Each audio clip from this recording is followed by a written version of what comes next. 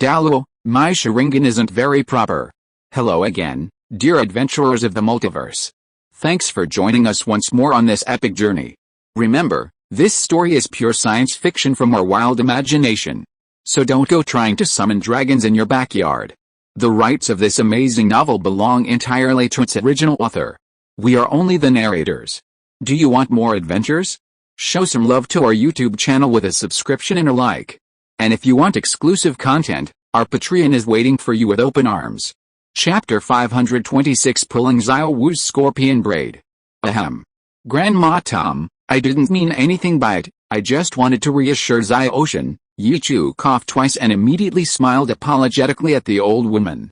Grandma Tom cautioned, don't bully Xiao Ocean, how could I? Since she's your goddaughter, I'd be more than capable of protecting her. Yichu smiled lightly at Ten Haotian, expressing his goodwill. Her background was already quite clear. It was definitely related to the Haoshan sect, since only direct disciples of the Haoshan sect possessed the Haoshan hammer. But what Yichu couldn't understand was, Ten Haotian possessed innate full soul power, even if the Haoshan hammer had mutated and lost its original handle. Her potential was still there. How could she have ended up wandering outside, and why did she seem to harbor such resentment towards the Haoshan sect? Yichu couldn't be sure what grudge she held against the Haoshan sect, but judging from her name, it was definitely a deep-seated hatred. Ten Haotian probably hated the Haoshan sect. Thank you. Hearing Yichu's words, Ten Haotian was also somewhat moved and thanked Yichu. Afterwards, Yichu and Xiao Wu ate and drank their fill, then Yichu left right in front of them. In the blink of an eye, they were back in the stone house in Biao village. Xiao Chu, what's the deal with that Hunchu Tian? Could she be our enemy? Xiao Wu clung to Yichu, knowing very well about Tang San and his son's background. The conflict between the Haoshan sect and them was unlikely to end peacefully. Probably not. She seems to have a grudge against the Haoshan sect, and it's quite a grudge. Yichu wasn't sure. After all, Tang San and the Haoshan sect had their own conflicts, but they were able to reconcile. Blood is thicker than water. Yichu, not knowing the specifics of Hunchu Tian's situation, couldn't be so certain. Xiao Wu, shouldn't you wash up first? Yichu rolled his eyes. He had barely finished speaking when he realized his coat was slipping down. Xiao Wu, the rabbit, was already drooling, biting his neck and gently swirling her sweet, soft rabbit tongue. Eh? Sister Xiao Wu, help Xiao Chu wash up first, Xiao Wu whimpered. This was the second day Yichu had spent time alone with her. Although she was exhausted from the previous night, the opportunity was limited. As soon as she finished speaking, Xiao Wu wrapped herself around his waist and slid down to the floor. She also retrieved whatever Yichu might need later. Xiao Wu, who hadn't eaten enough earlier and still had room in her stomach, planned to have a late-night snack, her favorite rabbit treat, the kind Xiao Lan coveted. Yichu was taken aback. He gently grabbed Xiao Wu's head. Xiao Wu, turn on the light first, hiss why. She was too greedy to listen to Yichu. Yichu sighed and let her be. Anyway, he could clearly see Xiao Wu's every move as she ate with gusto in the dark. Inside the Tom and Jerry carving shop. After cleaning up the dishes, Hanky Uyan lay down in her small room, tossing and turning, unable to sleep. Yichu and Xiao Wu's terrifying cultivation speed was incredibly tempting, but she still had reservations. The thought of that man and the others standing idly by when her mother was terminally ill pierced her heart. Why could they be so heartless? Just because her mother was a commoner? If they disliked her, why did they bring her into the mountains? And after bringing her back, why did they neglect her? She thought about how after her mother died, there was no one to bury her, not even a chance to be buried in the sect's tomb. She could only turn to ashes and scatter. That man didn't even visit her once. And her brother. Was her martial soul really that important? Hanky Uyan would never forget the bitterness and cruelty of those around her when her brother awakened his blue-silver grass, which only possessed a level 0.5 innate soul power. Even the man sitting high and mighty in the main seat, their father, had a face full of coldness and disdain. He allowed the three of them to suffer endless bullying within the sect. In the end, her brother, 2 years her senior, after their mother's death, in order to help her escape this cage, was blasted before her very eyes by the so-called #1 weapon spirit in the world, causing him to cough up blood and fall off a cliff. At only 6 years old, she wandered alone in the world of soul masters, awakening her martial spirit with the help of the spirit hall. However, Because of the infamy she heard about the Clear Sky sect, she dared not join them. She could only wander alone, joining a mercenary group, starting as a slave, looking for opportunities to add soul rings to herself. Thinking of the mercenary group that was slaughtered and drained of its blood by the blood-robed man, Han Qiuyan couldn't help but feel sad and fearful. If it weren't for that, how could she have come here, been accepted by the Tom couple, and lived such a peaceful life? Han Qiuyan suddenly opened her eyes filled with tears. Gently wiping away the blood, he quickly got up and carefully took a black box from under the bed. It was stained with blood and bore knife marks. This thing should be able to get my seniors to help me, right? Han Chu murmured, wondering when he would see Yichu and the others again. Inside the stone house. Xiao Wu, here. Xiao Wu took the hot milk Yichu handed her. She put down the carrot in her hand, took small sips through the straw, and finished her midnight snack in no time. The lights in the room weren't already on. Feeling a little cool, Yichu's expression relaxed. He grabbed Xiao Wu's head, which was about to doze off, and shook it quickly twice. Xiao Wu suddenly came to her senses, threw away the straw, wiped the drool from the corner of her mouth, and quickly hugged Yichu's arm. She swallowed. Her charming appearance and slightly hoarse voice said, "Xiao Chu, shall we take a bath?" "You help Xiao Wu take a bath first, okay?" Yichu picked Xiao Wu up and quickly walked into the bathroom. After waiting, Yichu didn't even bother to undress and immediately turned on the shower. He meticulously washed Xiao Wu, leaving no corner or crevices untouched. Xiao Wu raised her hands, biting her lip weakly, letting Yichu do as he pleased. The cool bath water flowed over Xiao Wu's fair skin, absorbing her warmth and becoming slightly warm. Soon, Xiao Wu obediently washed Yichu's back. After washing up, the two emerged from the bathroom, Xiao Wu still clinging to Yichu. Yichu, not wanting her to remain clung to him, tossed her to the ground. Fortunately, Xiao Wu was very flexible and quickly managed to get on all fours to support her body. However, she couldn't anticipate Yichu's next move from behind. Yichu swiftly grabbed Xiao Wu's scorpion braid and pulled it slightly. As Xiao Wu groaned softly, wincing in pain. She thrashed about, trying to crawl forward and retrieve her braid, but every time she made a small step forward, Yichu would teasingly pull her back. This caused Xiao Wu to cry out in pain repeatedly. Wishing everyone a happy life. Chapter 527. Do you want me to buy you two cat girls? A night passed. Xiao Wu lay languidly in Yichu's arms, her smooth, rounded shoulders exposed. Her slender arms encircled Yichu's neck, her small face pressed against his warm, firm chest. A few strands of saliva spilled from her pink lips, staining Yichu's chest. Her delicate face, like a peach blossom, still held the lingering afterglow of their passionate embrace, carrying a touch of tender infatuation. Yichu's already established biological clock roused him, his azure eyes filled with contentment, his hand still holding Xiao Wu's still flowing scorpion braid. Feeling the soft mass pressing against him, Yichu took a deep breath, suppressing the tenderness in his heart. He gently patted Xiao Wu's back. "Xiao Wu, hurry up, it's time to get up." No, Sister Xiao Wu is still tired." "Xiao Chu, you sleep a little longer with me." Xiao Wu hugged Yichu tightly, her soft, boneless body gently rubbing against him, making Yichu's desire rise. But Yichu was already used to Xiao Wu's charming appearance. Gently pinching the rabbit on his body, he reminded her, "We'll be late for the final handover, and we'll have to wash Rongrong and the others' clothes for 2 days. Ah! Sister Xiao Wu won't wash their clothes." Xiao Wu immediately protested loudly, opening her eyes to see the drool she had left behind. Her red lips parted slightly, and she carefully cleaned herself up. Her soft, sweet rabbit tongue made Yichu's heart flutter. Xiao Wu quickly sat up, stretched out her arms, folded her hands over her delicate body, and bent her legs together. She looked shyly at Yichu and urged, "Xiao Chu, don't look around. Sister Xiao Wu is going to be late. Hurry up and get dressed. I want you to help me get dressed first." Yichu lay on the bed, smiling as he looked at Xiao Wu, admiring her petite, fair, and blushing body. HMPH. "You're bullying Sister Xiao Wu again." "No, I just switched the order. You'll definitely get physical." "Ah. Don't pull Sister Xiao Wu's hair, it hurts." They playfully wrestled.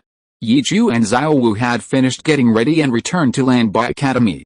The sky was just beginning to brighten, and purple energy was rising. Except for Xiao Lan, who was still sleeping in Zhu Huking and the others were already sitting cross-legged on the roof. The women looked down at Xiao Wu and Yichu, who had just appeared below. Xiao Wu, you're lucky. Ning Rongrong looked at Yichu with burning eyes. Today, Yichu belonged to her alone. I don't want to wash so many clothes. Sister Xiao only washes Xiaoqiu's. Xiao pouted, then hooked her arm around Yichu's. Xiaoqiu, let's go upstairs and start cultivating, okay? Yichu nodded slightly, picked Xiao up in his arms, and lightly leaped between Liu Erlong and Ning Rongrong. Liu Erlong looked at Xiao's still messy, fluffy scorpion braid and gave Yichu a helpless glare.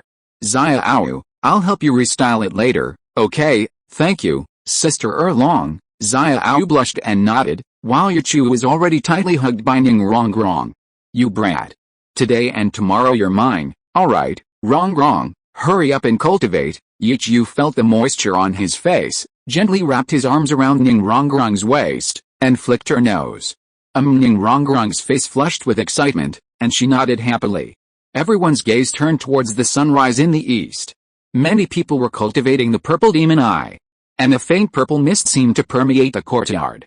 Having cultivated the purple demon eye, Yichu barged into Xiaolan's room and lifted her from the hammock woven from blue silver grass. He tossed her, half asleep, onto the table where the women were eating. Ah brother, why are you dressed? Hearing her sleep talking, Yichu rolled his eyes helplessly and tapped her on the head. Ouch! Brother, Xiaolan sat up, looking at her sisters kneading dough and washing vegetables, and then sheepishly lay back down, pretending to be asleep again. Xiaolan, why are you asleep again? Jiangzu was about to wake her. Yichu waved his hand, smiling helplessly. Alright, Jiangzu, she'll wake up when we eat. After the women finished breakfast together, they had a friendly match with Liu Erlong. Yichu then used his divine power to lead the women to the starred-out Great Forest. After finding the golden-eyed macaque family, 10,000-year-old soul beasts who often served as sparring partners, the women first provoked their anger with ordinary hidden weapons before taking turns to fight. The practical training ended. After returning to Blue Tyrant Academy, the women scattered to their rooms to rest. Yichu, however, was stopped by Ning Rongrong. You rascal, are you tired? Ning Rongrong rolled her eyes at Yichu, and seeing everyone else leave, she whispered in his ear, if my husband is tired, I can massage your shoulders and legs. How? Rongrong, why are you always like this? Although Yichu was used to Ning Rongrong's rebellious nature in public and her submissive nature in private, he still didn't quite understand the reason. HMPH. I'm the future sect leader, of course I can't be too submissive in public, Ning Rongrong explained sweetly, cupping Yichu's hand that was pinching her cheek. I see. Yichu gently pulled Ning Rongrong into his arms. Since the future sect leader isn't tired, how could I be? Ning Rongrong gently nuzzled Yichu's chest. You rascal, if you like it, then spend more time alone with me. You can do whatever you want with me. Yichu didn't dare doubt her words. After all, he sometimes learned his tricks from Ning Rongrong. She was indeed very accommodating to him. Alright, where does Miss Rongrong want to go? HMPH. You rascal, you're changing the subject again. Let's go to the auction house, to buy things, okay. Let's go to the place where we first met, of course, that's it. I'm not happy with any other place. When we get there, I'm going to buy. Soon, Yichu led Ning Rongrong to the Douluo auction house, to the VIP seats they had met before. Unlike before, the little blue dog that had sat on Yichu's lap was now Ning Rongrong. Ning Rongrong stared straight at Yichu. Husband, you can't look around like that, or I'll be very unhappy. I'll try. Yichu was no longer the novice he used to be. Having tasted the sweetness of life, he naturally no longer resisted those seemingly cheap things. Ning Rongrong rolled her eyes in annoyance, then, as if thinking of something, said quietly, should I buy 2 catgirls as dowry maids? Huh? Cough cough. Yichu looked at Ning Rongrong in surprise. PFFT, you wish. There aren't enough to go around. I'm not buying any, and even if you want some, I won't buy them. Ning Rongrong giggled and bit Yichu's cheek hard. Yichu chuckled sheepishly. Actually, he didn't lack catgirls. After all, the Zuzuking sisters were already top-notch. The key was that they could multiply. They were truly blessed. Ning Rongrong was quite adept at spending money. Many items at the auction ended up in her pocket. Wishing everyone a happy life. Chapter 528 7-in-1 Fusion Technique. P.S. The previous chapter is under review. Inside the auction house, Yichu helped Ning Rongrong pack up and count the items they had won at the auction. They slowly walked out onto the street. Yichu asked Ning Rongrong beside him, "Rongrong, where to next?" Ning Rongrong tilted her head, unable to think of anywhere to go. But she already had a plan in mind. "I don't think I have anywhere to go. I go home all the time, it's boring. Why don't you come shopping with me today?" she added, her face flushed, her words as bold as ever. "When we're tired of playing, we'll go to the best hotel. I'll definitely make you satisfied." Okay, Yichu shrugged, then pulled Ning Rongrong along for a stroll. The wealthy and well-off Ning Rongrong perfectly demonstrated to Yichu just how powerful a girl's shopping ability could be. If it weren't for his divine might space, even ordinary soul tools wouldn't be able to hold all those things. But Ning Rongrong didn't give Yichu everything. She actually bought some daily necessities like firewood, rice, oil, and salt and put them into her soul tool. This really surprised and puzzled Yichu. "By the way, Yichu, Dad told me before that he's made progress on that fusion technique from Kanghu Academy. He asked me to ask you if our Blue Tyrant Academy team should practice it to deal with some unexpected situations." Ning Rongrong, who was taking change from the vendor, turned to Yichu and said, "A 7-person fusion technique?" Yichu raised an eyebrow, not expecting Ning Fengzi to be interested in that thing as well. After pondering for a moment, Yichu made a decision. This was indeed a very good trump card. In the original story, Tang Sen, who was only a soul master, used this move to unleash his martial soul true body. If they also cultivated it, their Susanoo might be able to enter the next form with Rongrong and the others' help. Of course, no problem. Let's go to the 7 treasure glazed tile school to cultivate sometime. No need. Dad has tested it and confirmed that the 7-person fusion technique is mature. He's already given me the compiled materials. Since we're going to cultivate it, let's study it together tomorrow. Ning Rongrong smiled, took Yichu's arm, and pulled him to continue shopping.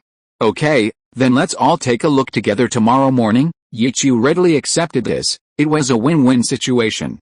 At noon, after shopping for a while, Yichu and Ning Rongrong went to the best hotel in Xiandao City, booked a room, had lunch together, and then took a short nap together.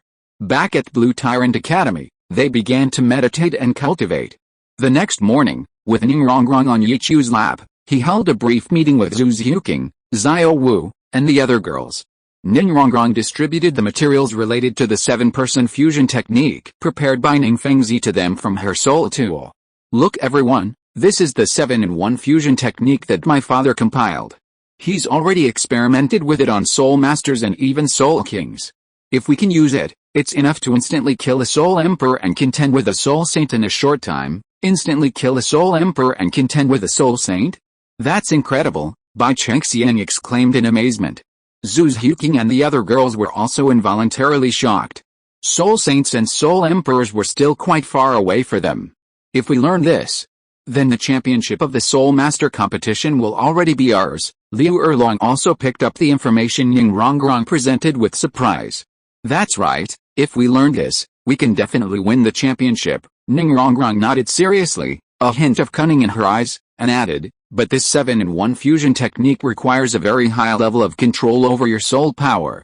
Otherwise, the backlash might seriously injure us and even affect our cultivation foundation." Affect our cultivation foundation? Zhu Xiuqing frowned, and Du Yuyan's smile also faded. "Miss Ning, you're not joking, are you? Isn't this too risky?" Rongrong, stop fooling around. Yichu naturally understood Ning Rongrong's personality. Besides, Ning Rongrong was among those using the 7-in-1 fusion technique. How could Ning Fengzi possibly let his precious daughter take such a risk? Haha, Ning Rongrong stuck out her tongue and cleared her slightly hoarse voice. "Of course I was just joking with you, don't worry, not only me, but even Xiaolan and Yichu have cultivated distraction control. We can minimize the risk. As long as we don't overuse it or deplete our mental energy, nothing will happen." Liu Erlong's furrowed brows relaxed. "That's good. Otherwise, it wouldn't be good if you were delayed for the sake of a Soul Master competition. Don't worry, Sister Erlong. Maybe we won't need to use this 7-in-1 fusion technique? Sister Xiao Wu, Xiao Chu, Yan Yan, we're all very strong." Xiao Wu was quite confident about the Soul Master competition. After all, she hadn't even participated a few times yet. Xiao Wu, don't underestimate your opponent. Something unexpected might happen, Yichu warned promptly. Yichu had been a little anxious about going to Wuhan City, wondering when Bibi Dong would make her move.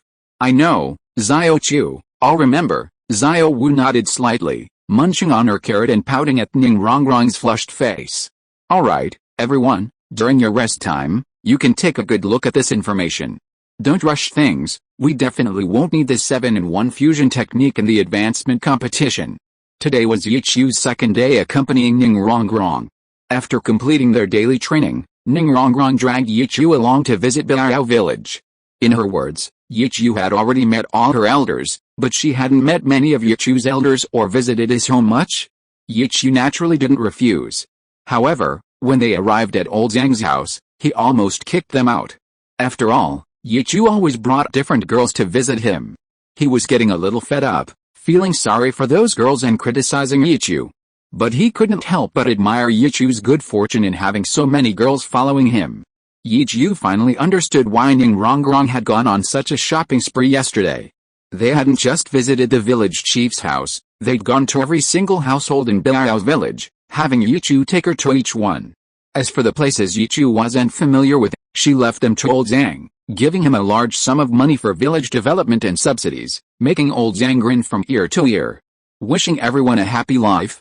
Chapter 529. Shouldn't it be the 7 treasures glazed tile pagoda? Since Ning Rongrong was going to pay respects to Yichu's elders, it was natural to visit the Tom and Jerry couple at the Tom and Jerry carving shop in Notting City. Midday was short, just strolling around Biao village almost made them late for the academy. After afternoon cultivation, in the evening, Yichu took Ning Rongrong for a walk in the streets. Ning Rongrong, arm in arm with her lover, was beaming. Just thinking about the enthusiastic villagers praising Yichu for finding a good girl made her smile. She had been happy all day. Those recognitions and blessings gave her immense satisfaction. Husband, is this the low-level Soul Master Academy you and Xiao Wu used to attend? Ning Rongrong looked at the long wall, which seemed to suddenly break open. They had reached the entrance. The 4 large characters Notting Academy hung prominently above. Yes, but I only studied there for a little over 2 years, Yichu said, nodding slightly as he looked at the younger students coming and going outside. Then he turned to Ning Rongrong and said, after leaving here, I went into the starred-out Great Forest, and then you met Zuqing? Xiaolan was brought out around that time too, right? I've heard Zuqing and Xiaolan tell me all this. And then you met me, this little devil, right? Ning Rongrong took Yichu's arm, a smug smile on her face. She knew Yichu better than she knew herself. Not entirely. Before meeting you, I had some interaction with Lingling. Yichu chuckled and ruffled Ning Rongrong's hair. Ah. Why don't you just go along with me? Ning Rongrong's smile froze, and she complained somewhat frantically. She said arrogantly, anyway, she has to wait behind me now. Yichu shook his head and chuckled, not saying much, but simply leading Ning Rongrong toward the carving shop. Ning Rongrong's anger came and went quickly, and she playfully snuggled against Yichu's shoulder again. Husband, should Rongrong buy this low-level Soul Master Academy as a souvenir? Yichu raised an eyebrow, looking at Ning Rongrong strangely. Is this the power of a rich woman? Buying an academy as a souvenir? Yichu shook his head helplessly. Forget it, it's not like it'll run away. Why spend that money? Okay, but I heard from Xiao Wu. Ning Rongrong nodded obediently, then remembered something.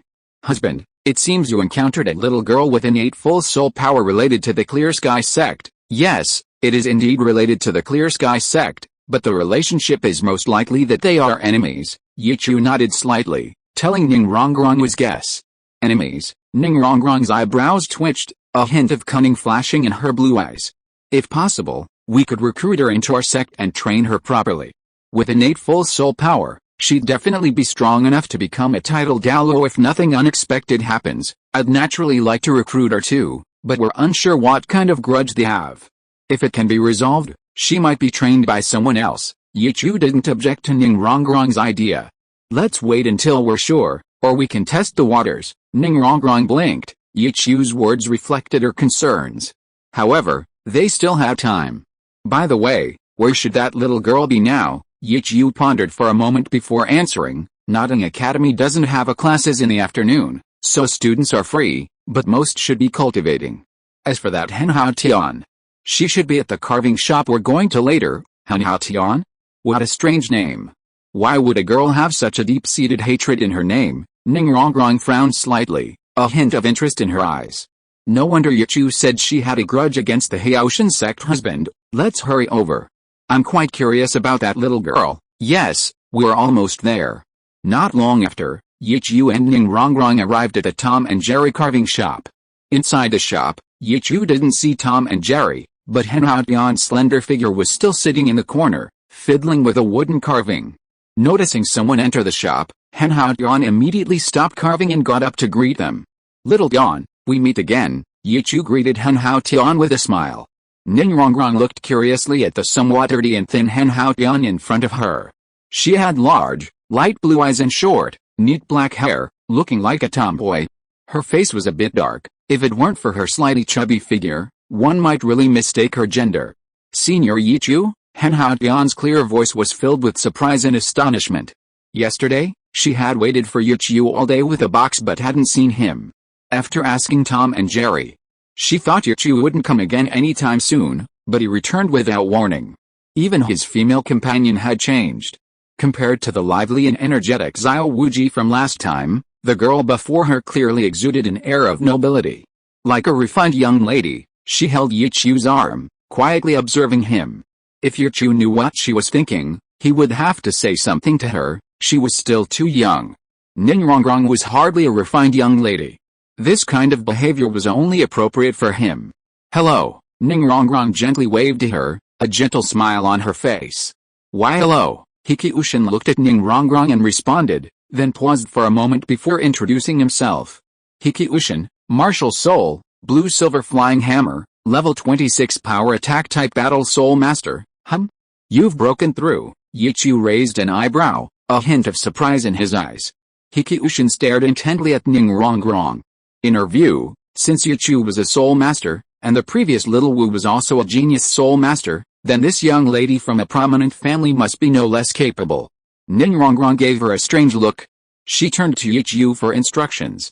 Yichu shrugged, letting Ning Rongrong do as she pleased. He understood that Hikiushin meant no harm. Ning Rongrong smiled sweetly and extended her hand. 9-colored light shone, highlighting Yichu and her, making them appear like a pair of golden boys and jade girls. A clear, bright voice rang out. Sister, my name is Ning Rongrong. My martial soul is the 9-treasure glazed tile pagoda, a level 46 support type soul master. Hikiushin's gaze was firmly drawn to the 9-story pagoda before her. 4 soul rings, 2 yellow and 2 purple, were swirling on it. 9-treasure glazed tile pagoda? How could this be?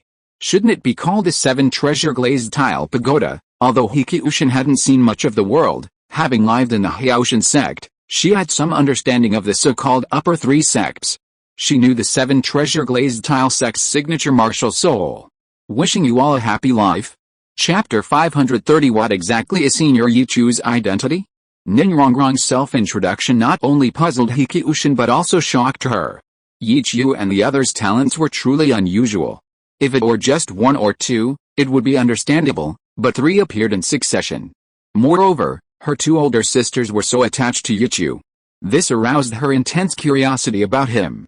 Hearing Hikiushin's question, Ning Rongrong chuckled and softly explained, I didn't expect Xiaoshan to know about the 7-treasure glazed tile pagoda.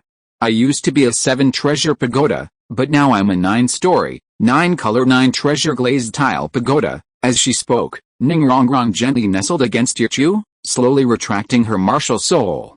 Used to be. Hikiushin carefully considered those 3 words, suddenly realizing a possibility.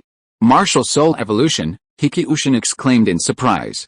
Besides this, she couldn't think of any other explanation for the 7-treasure glazed tile pagoda becoming a 9-treasure glazed tile pagoda.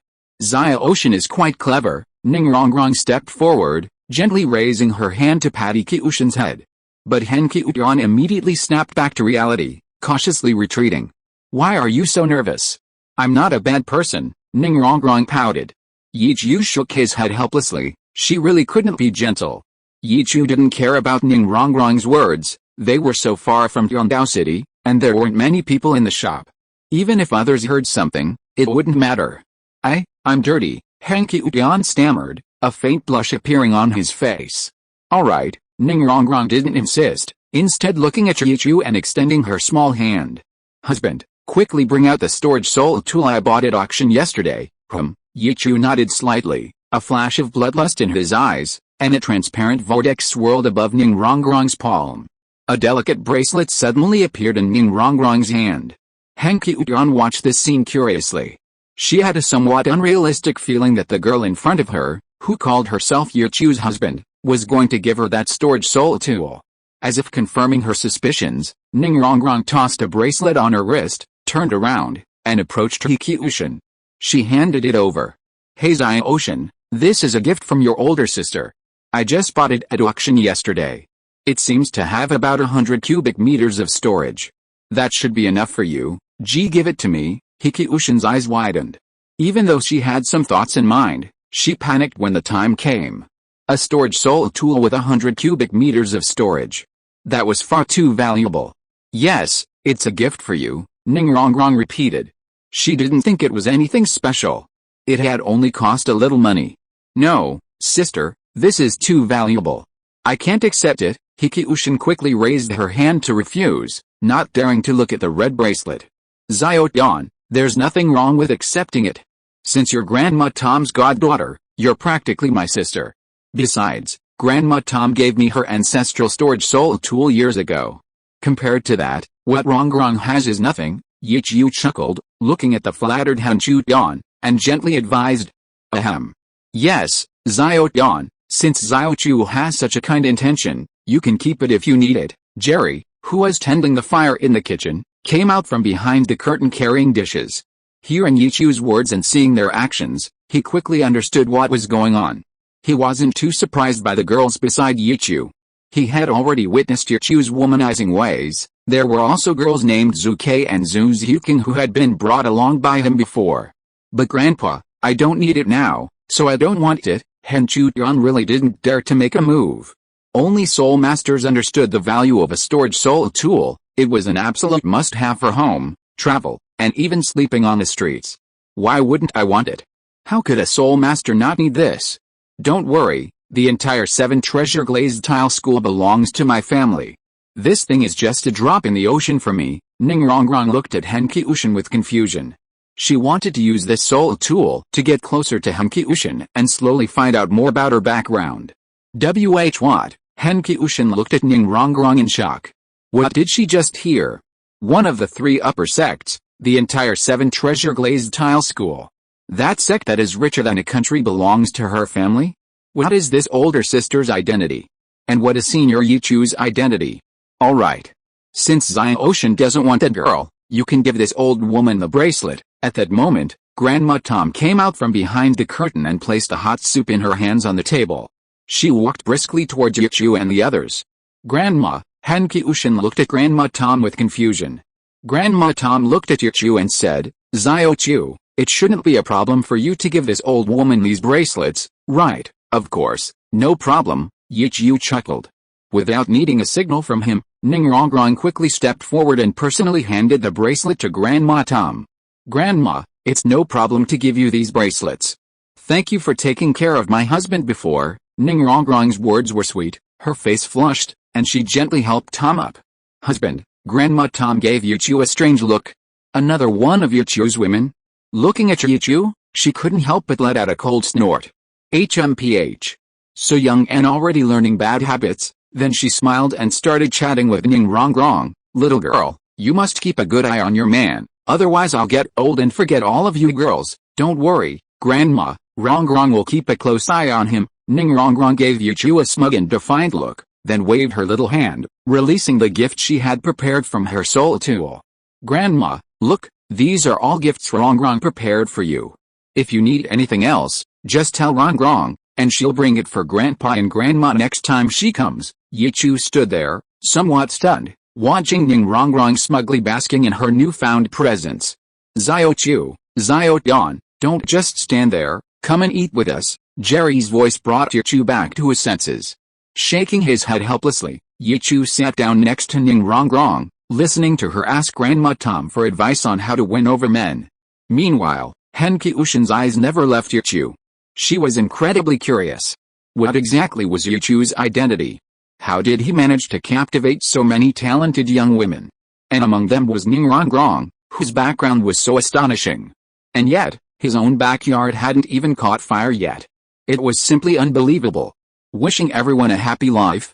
Chapter 531. Hesitating to speak, tasting the salt and bitterness. At the dinner table, Ningrongrong and Grandma Tom's conversation lasted for a while before finally stopping. Hankyuan stared blankly at Ningrongrong, who had just been telling her grandmother she would discipline and control Yichu. In the blink of an eye, she was acting like a virtuous wife, serving Yichu his meal, constantly showing concern and adding food to his plate. Xiao, here, this is a gift from Grandma. Right there at the table, Grandma Tom unabashedly took out the bracelet from earlier. Ah! Grandma! I can't accept this. Hankyuan snapped out of her daze and hurriedly tried to wave her hand in refusal. But Grandma Tom seized her wrist and was about to put the bracelet on her wrist. You child, what is there that you can't accept? Didn't you hear what Xiaochu just said? We gave him our family heirloom. From now on, this is our new family heirloom. Hearing Grandma Tom's admonition, Hankyuan visibly froze, looking up at Ningrongrong and Yichu. That's right, Grandma is right. Xiao, you must take good care of this family heirloom. Ningrongrong gently patted Hanhaotian's hair, smiling warmly. Accept it. It's not too valuable to us, Yichu said softly. Hiss, Xiaochu, why are you still so tactless? This is our family heirloom, how could it not be valuable? Jerry rolled his eyes, and after being glared at by Grandma Tom, he lowered his head. HMPH. You think you're so good at talking? Spending all your time with those blockheads. Birds of a feather flock together, he. Yes, it's my fault. Grandpa Jerry's face turned slightly red under the amused gazes of Yichu and Ningrongrong, and he nodded repeatedly. Grandma Tom didn't pay much attention to them, put the bracelet on Hanhaotian's wrist, and instructed, Xiao, you can't be like them in the future. I know, Grandma. Hanhaotian looked at the bracelet inlaid with several crimson diamonds on his wrist and suddenly felt a little heavy. Yichu turned to Yichu and Ningrongrong and said, Thank you, Senior Yichu and Sister Rongrong, you're welcome. If you're interested in visiting my house sometime, Ningrongrong waved her hand, looking at Yichu and extending her invitation.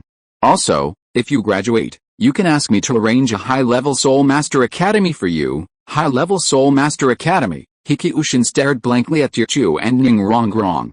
So, Senior Yichu and Sister Rongrong, are you also studying at a high-level Soul Master Academy now? Yes, Rongrong and I are probably still studying at Blue Tyrant Academy. Yichu nodded slightly. Although he hadn't attended classes, Ningrongrong and the others had. And they were the big sisters of Blue Tyrant Academy. Probably, Yichu didn't understand why Yichu used that word. Haha, because that academy is also my husband's, right? Ningrongrong giggled, explaining for him. Then she looked at Yichu with a hint of resentment. So, of course, someone doesn't need to go to class. Yichu fell silent. She found that the more time she spent with Yichu and the others, the more shocking the information she received became. That advanced Soul Master Academy called Blue Tyrant Academy actually belonged to Yichu?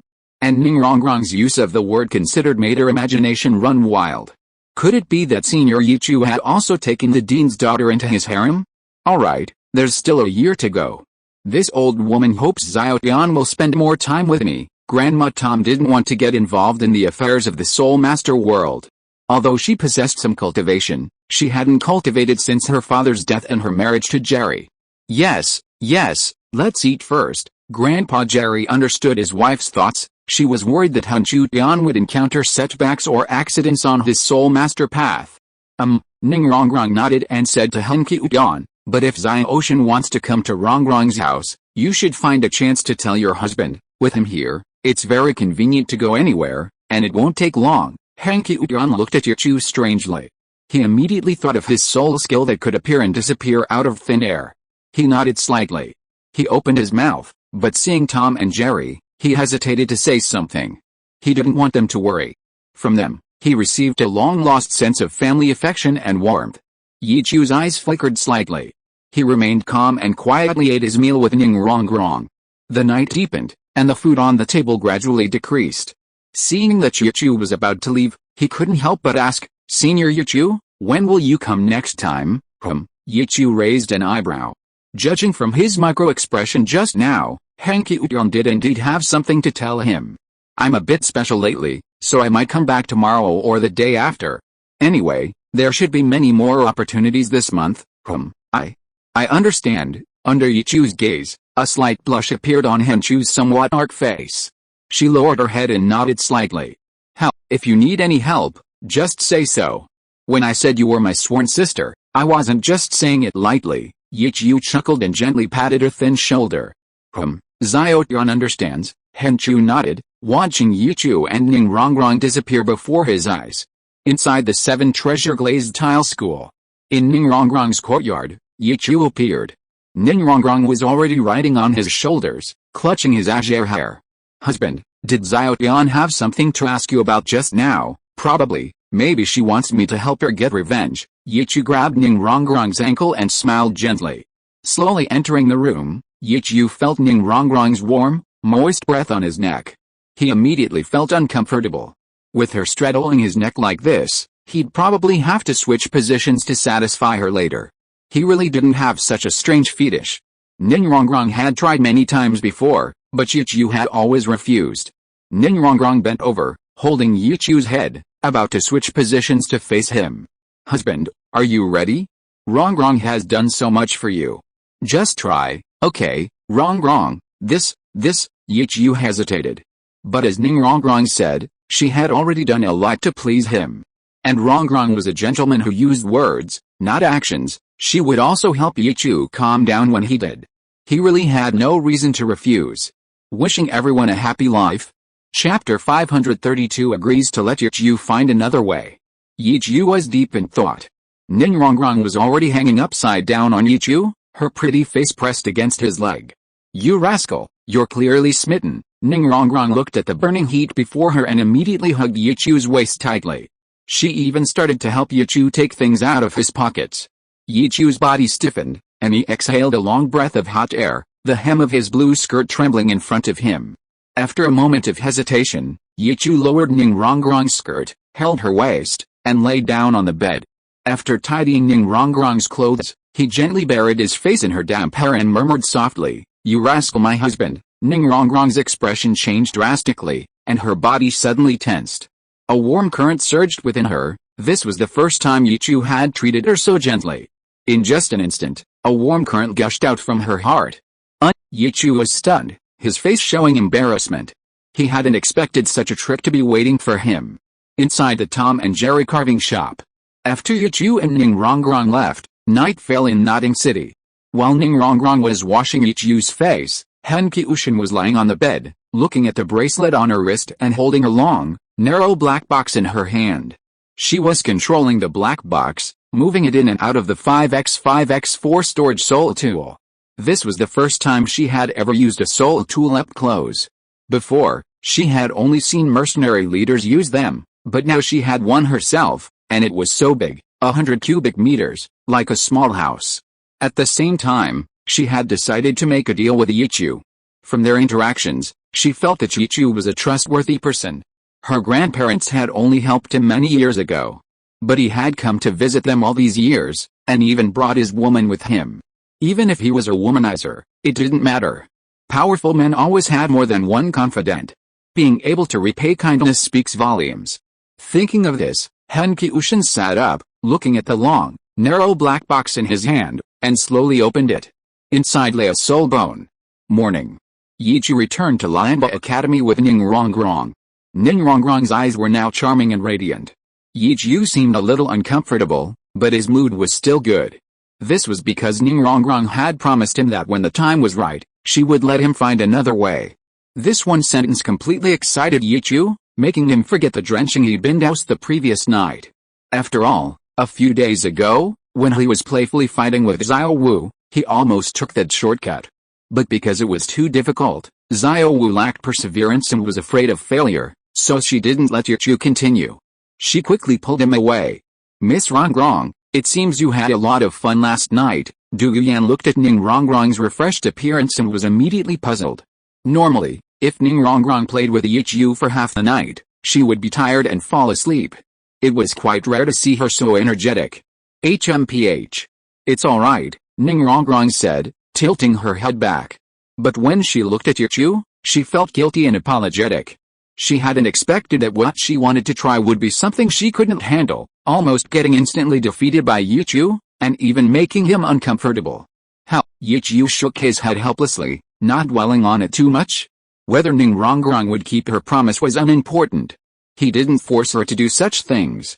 He said loudly, "Alright, everyone, let's continue cultivating the purple demon eye. Later, we'll go to the 7 treasure glazed tile school to find Uncle Ning and have him personally guide us in cultivating the 7-in-1 fusion technique. That way, we'll achieve twice the result with half the effort." "Husband, should I come too?" Liu Erlong asked Yichu. "Erlong, you should come too. We might even need a sparring partner." Hearing Yichu's words, Liu Erlong rolled his eyes and nodded slightly. "Erlong understands." The woman went up to the roof, and Yichu picked up Ningrongrong and lightly leaped onto the roof. "Yichu, thank you." Ningrongrong nestled in Yichu's arms, feeling embarrassed. "Why do you say that? You're right, you walked 100 steps for me, and I only took 1 step for you." "It's nothing." Yichu shook his head slightly. A glint flashed in Ningrongrong's blue eyes, revealing a hint of cunning.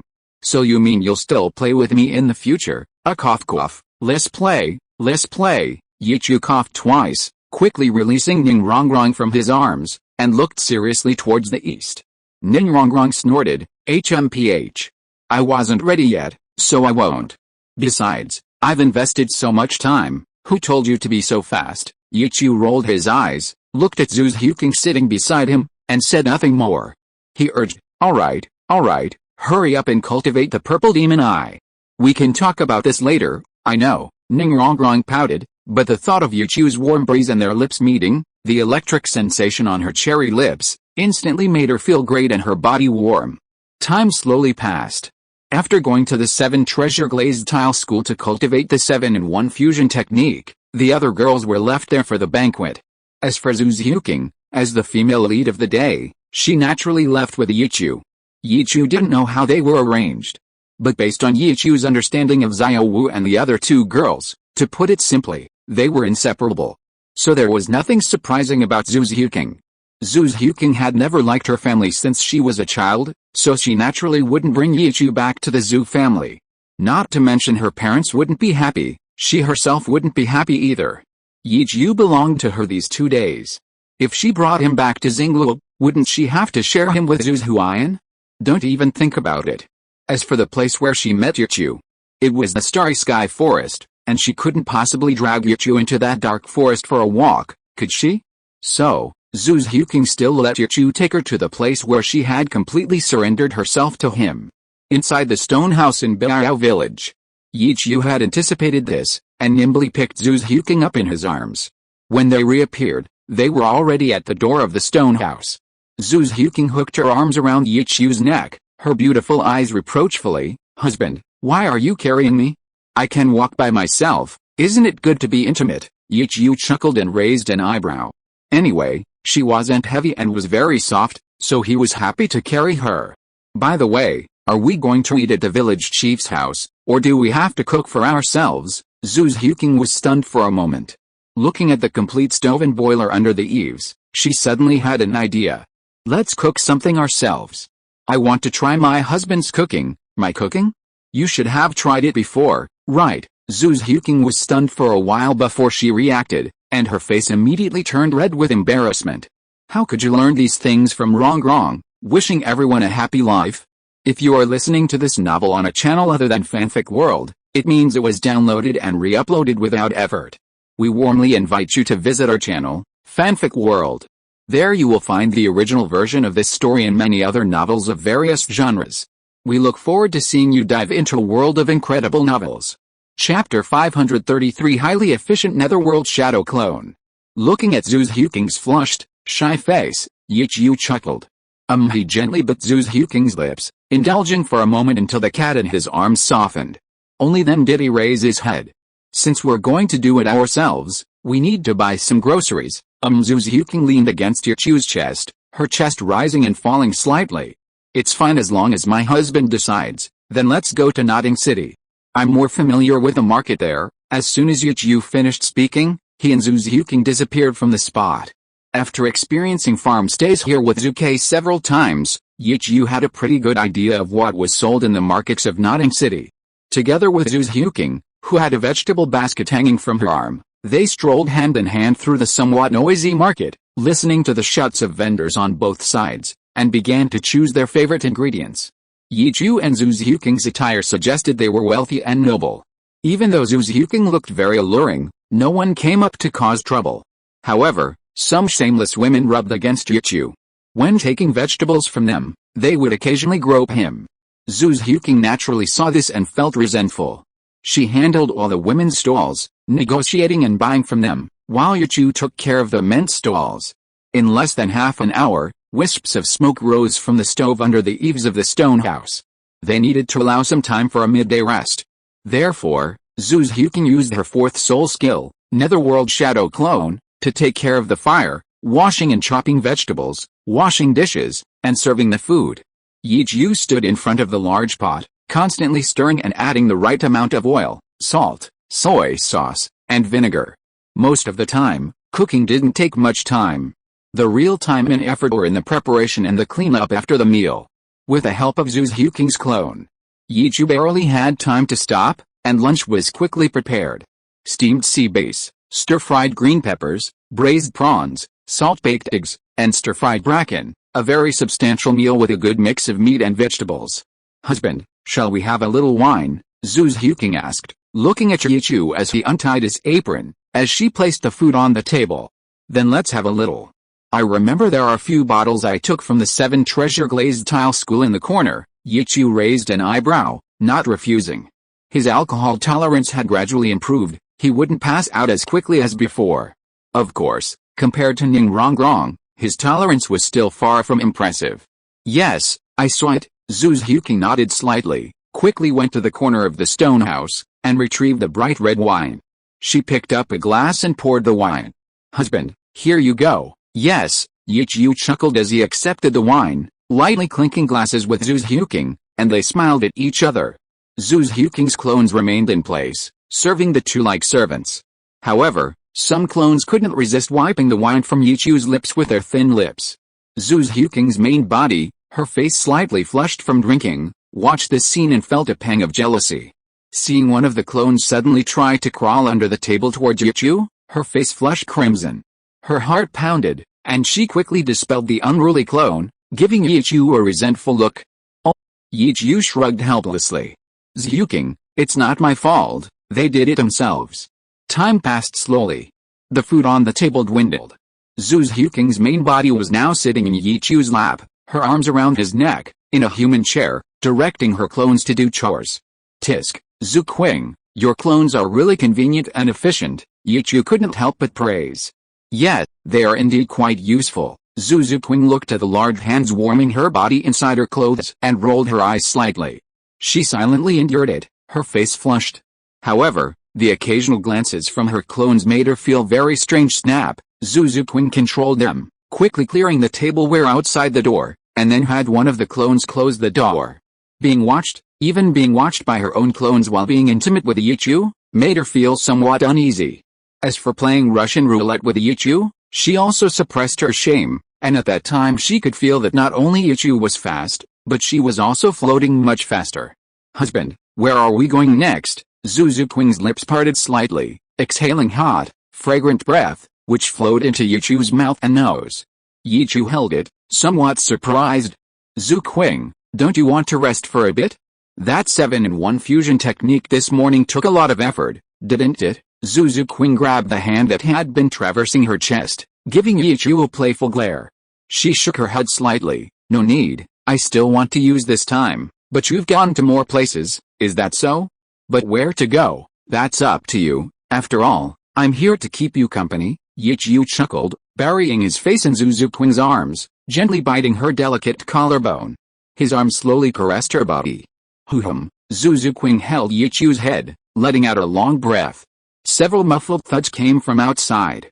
Everything was done, the clone had been dispelled. Then let's go to Notting City?" Xiao Wu said. "You're interested in a little girl with innate full soul power. I want to go see her." and also pay a visit to those two elders, regarding Xiao Wu, Ningrongrong, and the other girls. While Yichu was spending the night with a certain woman, they naturally wouldn't stay quiet. In the courtyard, candles were lit, or the stars shone. They shared their whereabouts and even their actions with Yichu. Anything was acceptable, as long as they were willing to talk about it. Therefore, Xiao Wu naturally used her persuasive skills to provide the girls with a simple guide. Tonight, Ningrongrong would likely be in the main seat, launching into a long, rambling speech. But Yichu estimated she wouldn't mention that she had splashed hot water on his face. Otherwise, Yichu would have to beat her until she begged for mercy.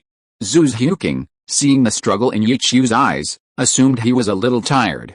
She raised her hand to hug his neck and gently kissed his cheek. "Husband, how about it? Don't you want to go?" "No. I was just thinking about something." "Since you want to go, let's go." Yichu nodded slightly, then, after a moment's hesitation, pulled his hand out from inside his leather jacket. "But going there at midday, Grandma Tom and the other two elders are probably still sleeping. It's alright, let's just walk." Zhu Xiuqing blushed and murmured, straightening her slightly disheveled clothes. "Okay, let's go then." Yichu nodded slightly, dried Zhu Xiuqing's leather pants a little, then activated his divine power and disappeared from the chair. Wishing everyone a pleasant life. Chapter 534 The 10,000-year soul bone given to Yichu. Yichu and Zhu Xiuqing's voices echoed in the alleyways of Nodding City. This seemed to be the very place where Yichu and Xiao Wu had parted ways. Yichu paused for a moment, then took Zhu Xiuqing's soft hand and led her into the carving shop. Zhu Xiuqing, her face flushed and radiant, clung to Yichu's arm. "Husband, let's visit the village chief and the others tonight." "Yes, whatever you say." Yichu smiled slightly, remembering that Zhu Xiuqing quite enjoyed sparring with the women. He suggested, "How about we go to the Soul Arena tomorrow? If one is not enough, we can go to several and have some fun." "Okay," Zhu Xiuqing nodded with a smile. Although she practiced sparring with her sisters every day, and even used her full strength against Liu Erlong, the difference in skill didn't help her much. Only real battles could truly excite her. Then it's settled. "After I do a solo soul battle, you'll accompany me in a duo soul battle. As your husband, of course I'd be happy to oblige." Yichu gently brushed a strand of hair from Zhu Xiuqing's cheek and pinched her fair face. They hadn't walked far before arriving at the entrance of the Tom and Jerry carving shop. It was midday, and quite deserted. As soon as Yichu led Zhu Xiuqing inside, they saw a thin little girl sitting at a table, reading a book. "Xiao Dian," Yichu's voice made Han Qiushan put down his book. A hint of joy appeared in his eyes, and when he looked up, he was stunned by the pair of bright, bound breasts in the cloth bag. Looking at Zhu Xiuqing's slightly youthful face, he couldn't help but feel a pang of envy. Such a young age, yet such a large endowment. At the same time, he stared at Yichu in shock. How many was this? The third? No. This was only the third she had seen. According to her grandparents, they had seen others. "Senior Yichu, you've arrived," Han Haotian couldn't help but exclaim in amazement. How did Yichu manage to do this? The women around him were all so beautiful and outstanding, each with their own unique charm and allure. Although Han Haotian had to admit that Yichu was also outstanding, and possessed the kind of appearance that most girls would find attractive, she still couldn't understand. Did these girls all know of each other's existence? Yichu brought one of them every day. Was he on his way to becoming a master of time management? Xiao Dian, oh, Senior Yichu, what's wrong? Yichu looked at the dazed Han Haotian and called out several times before finally waking him up. Nothing, I was just asking where Grandpa Jerry and the others are. Grandpa and the others are resting, I'm in charge of the shop, Han Haotian explained. I see. Yichu nodded in understanding and then introduced Zhu Xiuqing. "Xiuqing, this is the little girl with innate full soul power that Xiao Wu mentioned. She's like my god sister." Hearing Yichu's words, Han Qiudian was somewhat surprised, even shocked. These women seemed to know of each other's existence. "Hello, Zhu Xiuqing," arm in arm with Yichu, greeted Han Qiudian softly, her eyes filled with curiosity. "How, as for her name, let her say it herself." Yichu chuckled, the eagerness in Han Qiudian's eyes didn't escape his notice. Han Qiudian's face flushed slightly as she looked at Zhu Xiuqing beside Yichu, pursing her red lips. She extended her hand to Yichu's woman again. "Hello, sister. My name is Han Qiudian. My martial soul is Blue Silver Flying Hammer." and I'm a level 26 power attack type battle soul master." As she spoke, her martial soul appeared in her hand, 2 yellow soul rings encircling the chain that resembled blue silver grass. Zhu Xiuqing was stunned. She finally understood why Yichu wanted her to introduce herself. A somewhat cold voice rang out from her lips. "Zhu Xiuqing, martial soul is netherworld cat, and I'm a level 48 agility attack type battle soul master, meow." Before the words were finished, a loud meow rang out from inside the shop, and Zhu Xiuqing's soft cat ears popped out, her hooked tail waving at her lower back, and sharp claws extending from her hands. Her taller, fuller figure was adorned with 4 spirit rings, 2 yellow and 2 purple. Zhu Xiuqing had a premonition. She would take a step forward this month. Level 48 Soul Master, Han Qiudian stared at Zhu Xiuqing in shock. She hadn't expected that this woman, whose figure far exceeded her actual age, was the most talented among the women Yichu had brought. "That's right, it's all thanks to my husband." Zhu Xiuqing calmly dispelled her spirit possession and nestled beside Yichu.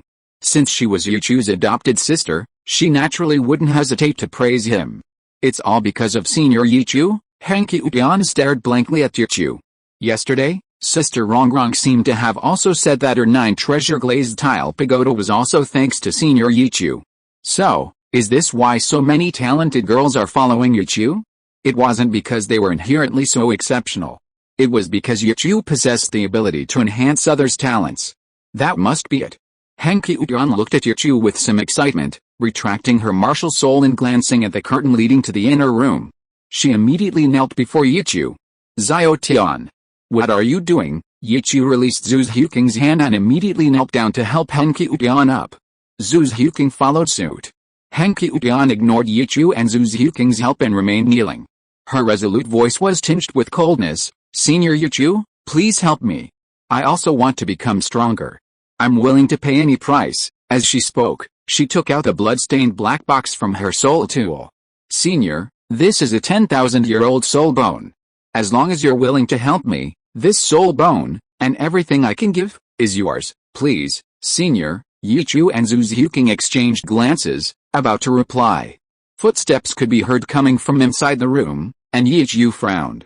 "Xiao Tian, get up quickly, Grandpa Jerry is coming out." Hearing Yichu's words, Han Qiushan immediately got up and put the black clip in his hand back into his soul tool. When Jerry came out from behind the curtain, he saw the 3 of them sitting at the table. Han Qiushan was pouring tea for Yichu with a normal expression. Old Jerry rubbed his eyes sleepily. "Hey, Xiao Chu, you child, why did you bring another little girl we've never seen before? If the old woman sees you, she'll scold you again." Yichu chuckled awkwardly, unsure how to respond, so he introduced them. Zhu Xiuqing greeted them politely. "Hello, Grandpa Jerry." Hey, hello little girl, you two chat. "I'm going to relieve myself and go back to sleep for a while." Jerry felt a little uneasy under Zhu Xiuqing's gaze, as if suppressed by his bloodline, and didn't linger. Wishing everyone a pleasant life. Chapter 535. He kowtowed twice with great force. "Grandpa, I want to take Senior Yichu out for a bit," Han Qiushan called out to Grandpa Jerry, who seemed to be fleeing in panic.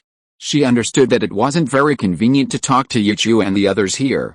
"Go out for a bit?" "Yes, I want to go out for a stroll and buy some things I might need." Han Qiushan nodded, then looked at Yichu and Zhu Xiuqing.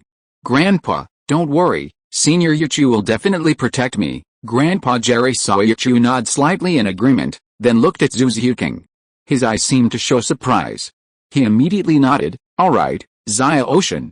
Then remember to come back early.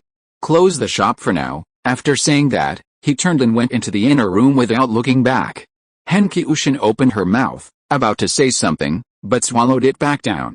Zhu Xiuqing was very puzzled. "Husband, what's wrong with Grandpa Jerry?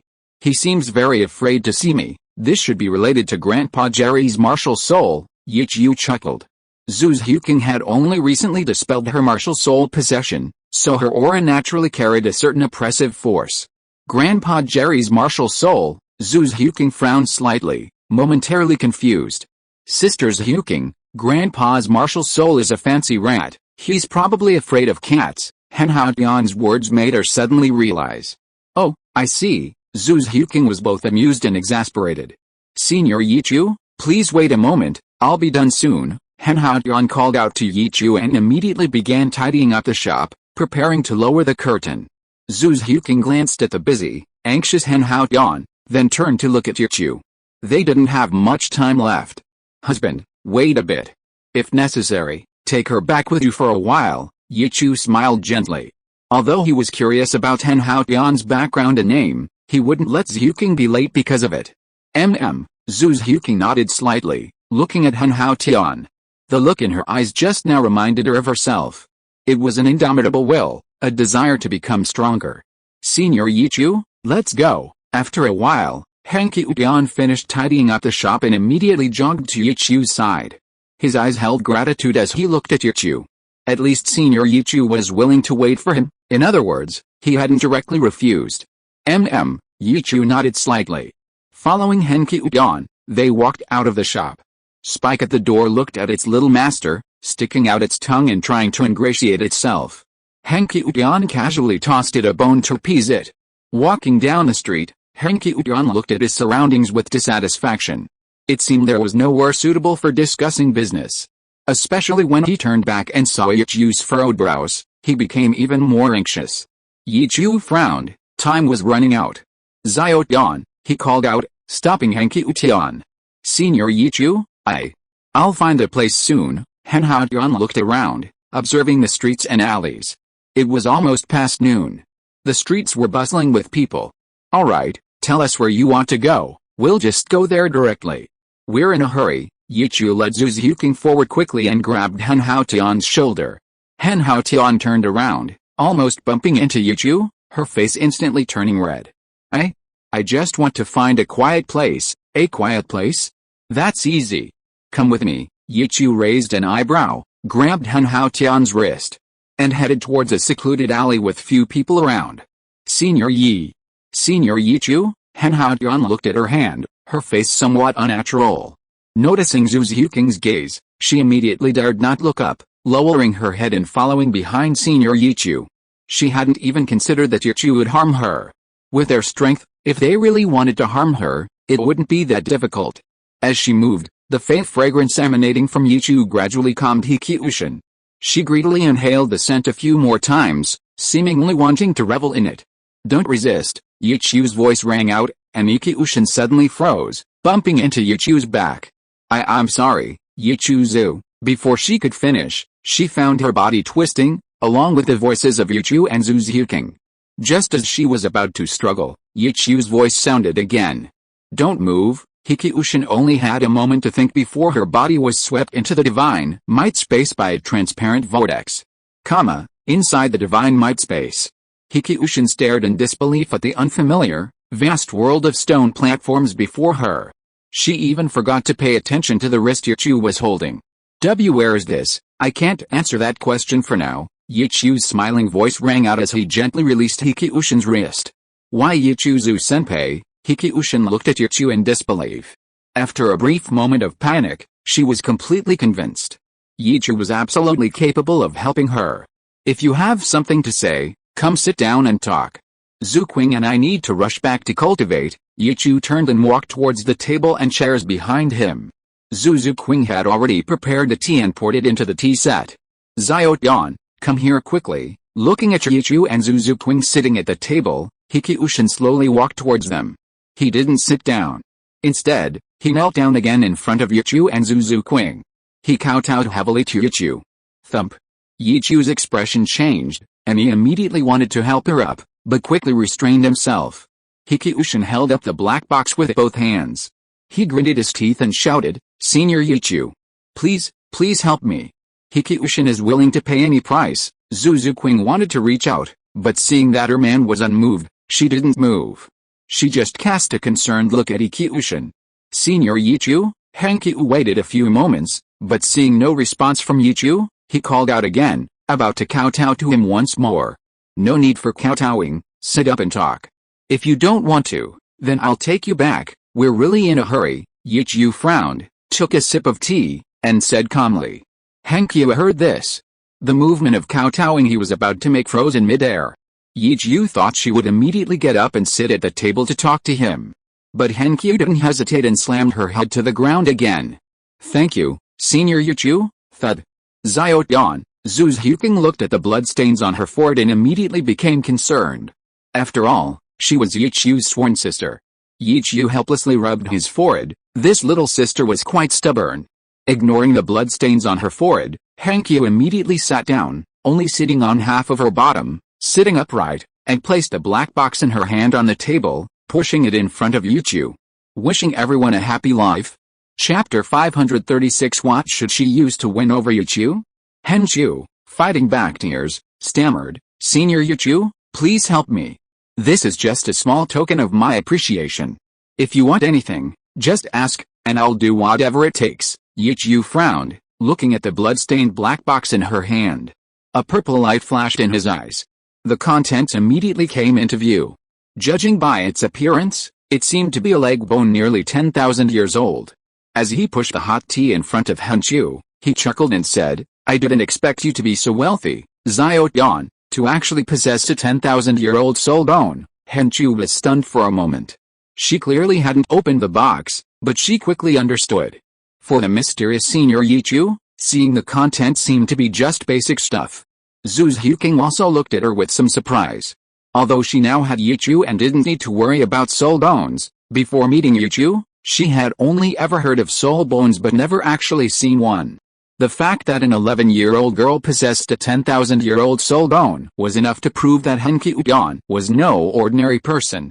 "Senior, this soul bone," Hankyu Tian was about to explain when Yi Chu pointed to the hot tea in front of her. "Don't rush, have some tea first." Hankyu Tian was stunned, opened her mouth, and blood from her forehead immediately slid into her mouth. But she didn't care, holding the hot tea and taking a small sip. Just one sip, and she was about to continue the previous topic when Yi Chu raised his hand to stop her, saying, "Sorry, it's time. We can talk about it tonight." With that, Yi Chu and Zhu Huqing stood up. "Senior Yi Chu, Hankyu Tian was anxious. She didn't want to miss this opportunity. Yi Chu walked over to her and placed his hand on her forehead. "Don't rush, you can think carefully about how to convince me. Huqing and I will come to see you tonight." Hankyu Tian sat blankly in her seat, looking up at Yi Chu, feeling the warmth from his palm on her forehead. Her face flushed. "All right, wipe the blood off your head. I should take you back now." Yi Chu lowered his hand. The wound on Han Chu's head had disappeared, leaving only a few traces of blood. Zhu Huqing stood up and took the black box from the table. She placed it in Han Chu's arms. She chuckled and said, "You should put this away quickly too. We don't lack soul bones of this level." Zhu Huqing's gentle voice once again left Han Chu dumbfounded. What did she just hear? Zhu Huqing was saying they didn't lack soul bones of this level. This was a 10,000-year-old soul bone. Her mercenary group was almost wiped out because of this soul bone. Zhu Huqing actually said they didn't lack it. And Senior Yi Chu was completely calm, showing no intention of correcting Zhu Huqing. What was going on with him? Han Chu's mind was a little confused, but he knew this was definitely a once-in-a-lifetime opportunity. Seeing Han Chu sitting still for a long time, Zhu Huqing, without any hesitation, took out her wet wipes and cleaned the bloodstains from Han Haotian's forehead and face. Han Haotian, feeling the coolness, snapped out of his daze. Looking at the smiling Zhu Huqing and her companion, a warm feeling welled up inside him. He stammered, "Sisters Huqing, I can do it myself, no need, it's almost clean, and you can't see it yourself, it's inconvenient," Yi Chu said, refusing on Zhu Huqing's behalf. Zhu Huqing smiled gently, continuing her work, clearly agreeing with Yi Chu's words. "Thank you, Sisters Huqing." Han Haotian, clutching the black box, sat quietly, waiting for Zhu Huqing to finish. Zhu Huqing looked at the now black and wet wipes, a hint of surprise in her eyes. Looking at Han Haotian's patchy skin, she suddenly understood. His dark face was just a disguise. Han Haotian's real skin was very fair and delicate, with a rosy glow. "Sorry," Hankyu Tian blushed, feeling a little guilty as she looked at the dirty wet wipe in Zhu Huqing's hand. This was a deliberate disguise. Having lived in a mercenary group since awakening her martial soul, she understood the cruelty of this world. Therefore, even now, when she goes to school, she still maintains the habit of making herself look ugly, which undoubtedly saves her a lot of trouble. "Sisters Huqing, do you want me to help you wash up?" "No need, I can wash myself." Zhu Huqing gently shook her head, put away the wet wipe, and took Yichu's arm beside her. "Alright, Xia Ocean, I should take you back now." "Don't resist." Yichu stepped forward and grabbed Hanky Utian's shoulder. Hanky Utian nodded slightly, looking at Yichu's unsurprised face. She unconsciously felt a little deflated, her face turning red. Little did she know, with Yichu's sharp eyes, he had already known from the first time he saw her that the dark layer on her face was fake. Her hairline and jawline were still quite fair, making the dark layer on her face look rather abrupt. Soon, Hanky Utian found her body contorting again, the vast expanse before her vanishing, replaced by the familiar carving shop. How amazing! Just moments ago she was in an alley, and then she was in that strange stone world. And in a few breaths, she was back. Was this Senior Yichu's soul skill? Hanky Utian looked around, filled with awe. "Alright, see you tonight." Yichu didn't say much, simply greeting her before disappearing from Hanky Utian's sight. Hanky Utian stared at the empty shop, holding the black box in her hand. Before, it felt incredibly heavy. Now, it felt almost weightless. She hadn't expected that someone would disdain such a precious, coveted 10,000-year soul bone, something that would be fought over in the Soul Master world. The soul bone had lost its power as a bargaining chip. Hanky Utian suddenly felt a pang of fear. What could she offer Senior Yichu to exchange for a chance to become stronger? Unconsciously, Hanky Utian touched her face, her heart pounding, her cheeks burning, gritting her teeth. Just as she was about to make a decision, she couldn't help but glance at her own 2 ounces of flesh in front of her. Thinking of Yichu's indifferent demeanor, she chuckled self-deprecatingly. She was just a wild girl, after all. Inside Blue Tyrant Academy, Yichu returned with Zhu Xiuqing, and the girls had just finished their afternoon nap. Brother-sisters Xiuqing, Little Blue, who was swinging alone in the courtyard, giggled. She jumped off the swing and rushed towards Yichu. "Sisters Xiuqing, is it okay for Little Blue to hug brother?" "Not for too long." Zhu Xiuqing raised an eyebrow, put her arm around Yichu's, and patted Little Blue's head. "Great. Then Little Blue won't be polite." Alright, stop fooling around. I still need to cultivate. If you have nothing to do, go play with Tiger Girl." With that, Yichu pulled Little Blue off him, who had been clinging to him and giving him a couple of bites. Wishing everyone a happy life. Chapter 537 Spirit Iris Douluo's covetousness of Yichu. She pulled the little blue dog off her. Yichu looked at her jealous lips and gently pinched them. "Alright, that day shouldn't be far off, HMPH. Then brother will have to accompany little blue dog back to the blue-silver forest, AWW." Little blue dog finished speaking, opened her mouth, bit Yichu's hand, and rolled her eyes. "I will go. I'll listen to you then." Yichu gently poked her head, put his arm around Zhu Xiuqing's waist, and went into the room. "Husband, will you help her?" Zhu Xiuqing took off Yichu's coat and hung it up, asking curiously. "Hard to say, I have to hear her story first." "Right." Yichu shrugged, sat cross-legged on the bed, and slowly entered a meditative state. Zhu Xiuqing also sat on the bed. Back to back with Yichu, they meditated and cultivated. As for hatred of heaven, Yichu didn't have a definite answer in his heart. But if she was really determined to take revenge on the Haoshan sect, he wasn't incapable of nurturing her. After all, Yichu already possessed the chaotic cloak hammer technique. As for the Haoshan 9 absolutes and the great Sumeru hammer, he could obtain them from the City of Slaughter later. Tang Chen, the limit Douluo of the Haoshan sect, was now the only person in the world who knew the great Sumeru hammer. Yichu wasn't worried about Tang San learning it. After all, Tang Hao was completely dead, only a shell remained, a true walking corpse. At the same time, Yichu had some guesses about Hanchu Tian's origins, especially her father. As the sun set, Yichu and Zhu Xiuqing walked out of the room at the same time. Liu Erlong and the others had already begun preparing dinner. Husband Du Guyan called out to Yichu, her face full of pitifulness. She suddenly regretted it. This was a terrible idea. During this time, she hadn't been able to hug and kiss her husband. "Yan Yan, today your husband is mine." Facing Du Guyan, Zhu Xiuqing wasn't so generous, reminding her. "Xiuqing, let me hug you." "It won't be long." Du Guyan leaned against Yichu's chest, her cherry lips moving closer to Yichu's neck for a light kiss. Bai Chengxiang and Yi Lingling watched expectantly. They were lonely too. As for the most composed and expectant one, it was naturally Jiang Zhu. She had also been assigned to 2 days, although she was last in line and hadn't told Yichu yet. but she was already fantasizing. Ningrongrong couldn't stand it anymore and stepped forward to pull Douguyan away. "You stinky woman, get away from me. Don't think Xiuqing is easy to bully." Yes. Don't think Xiuqing is easy to bully." Xiao Wu nodded repeatedly. Yichu rolled her eyes at this rogue rabbit helplessly. Zhu Xiuqing also looked at her strangely. "Xiao Wu, isn't this bullying me? Ah.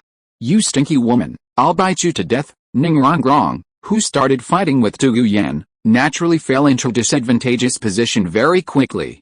She was numb and dizzy from the paralyzing poison.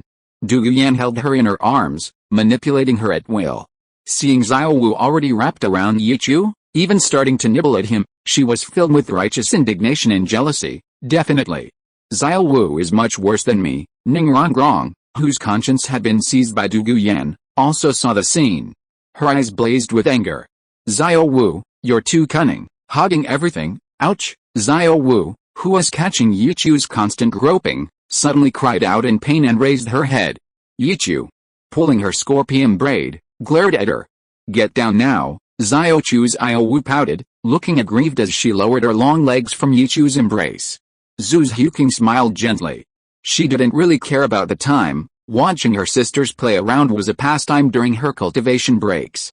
She gently wiped the drool from Yichu's neck and face. "Husband, how about we have dinner here tonight?" Liu Erlong swayed her hips, her eyes filled with seductive allure as she looked at Yichu. Her cozy little room had been empty for quite some time. "Sister Erlong, you'd better save your breath.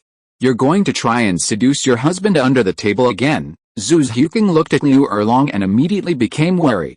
She was worried that Yichu might succumb to temptation, given Liu Erlong's voluptuous figure, mature charm, and irresistible allure. She feared he might sneak off to have dinner with Liu Erlong while she was with her. Although Yichu wouldn't hurt her feelings, it was better to be safe than sorry. What if Liu Erlong secretly bit her husband and drank her portion through a straw? "Xiuqing, how could I do such a thing? It was Yan'an who did it." Liu Erlong's face was flushed, her voluptuous body slightly hot, her dark eyes shimmering with a captivating allure. "Sister Erlong, don't talk nonsense. I learned it all from you," Douguyan quickly retorted. Yichu helplessly rubbed his forehead. Having so many women always made him feel like he was surrounded by wolves. "Sister Erlong, don't rush things. Take good care of yourself so you don't ruin your health." PFFT, haha. Ningrongrong's words made all the women burst into laughter. "Rongrong," Liu Erlong glared at Ningrongrong with shame and indignation, her face flushed. Thinking of Yichu's strength, her legs went slightly weak. "Alright, Erlong, I'll take Xiuqing out to eat. Everyone should rest early tonight. If you don't want to rest, then cultivate for a while." Yichu pushed away Ningrongrong, who was leaning in for a kiss, ignoring her annoyed eyes. The heat on Liu Erlong's face subsided slightly, and she nodded slightly. "I understand, husband. I will keep a close eye on all the sisters." Douluo, who was hiding in the shadows, secretly clicked his tongue in admiration. He admired Yichu's toughness. After being bombarded by so many girls, he was still full of energy every day. These past few days, Yichu had taken her out to play every night. Now, without the constant barrage of passion in the academy, she was truly unaccustomed to it. At the same time, the conversation of the girls below stirred up memories of those nights spent crouching in the corner. Her face, beneath her neat short hair, was also flushed. Images of Yichu and them riding each other flashed through her mind, a warm current flowing through her body. The women in those images gradually transformed into her own appearance. Douluo gritted her teeth, watching Yichu's departing figure, her eyes filled with covetousness and desire. Then, she buried her head in self-mockery, feeling the dampness on her body, cursing herself for being so weak. She hadn't even seen anything before having to take a bath again. Yichu returned to Biao village with Zhu Xiuqing. Earlier, after their wedding night, Yichu had introduced Zhu Xiuqing to old man Zhang. "Husband, should we buy something to take over?" Zhu Xiuqing asked, linking her arm with Yichu's. "No need," Yichu shook his head. Rongrong has already bought enough for old man Zhang to consume for a while. Buying more would be a waste. The wealthy Ningrongrong had already filled every household's small storeroom. There was really no need to buy anything more. Wishing everyone a happy life. Chapter 538 Things That Must Be Done. Hearing Yichu's words, Zhu Xiuqing nodded slightly, but was still a little uneasy. It seems a bit unreasonable for us to go empty-handed to freeload a meal. What's wrong with that? I freeloaded quite a few times when I was little. It won't hurt, and old man Zhang won't mind. Yichu smiled casually, then pulled Zhu's Huking towards the village chief's house. Old man Zhang was naturally generous with Yichu's arrival, especially since Yichu had brought Zhu's Huking along. They were treated to a feast by old man Zhang. Although he pushed the best food towards Zhu Qing, Yichu still got a share. Zhu Qing, here, this is bird's nest that Rongrong bought. Eat more, it's good for your beauty. Old man Zhang's meals were noticeably better than before. But Yichu and his family's arrival was a major factor.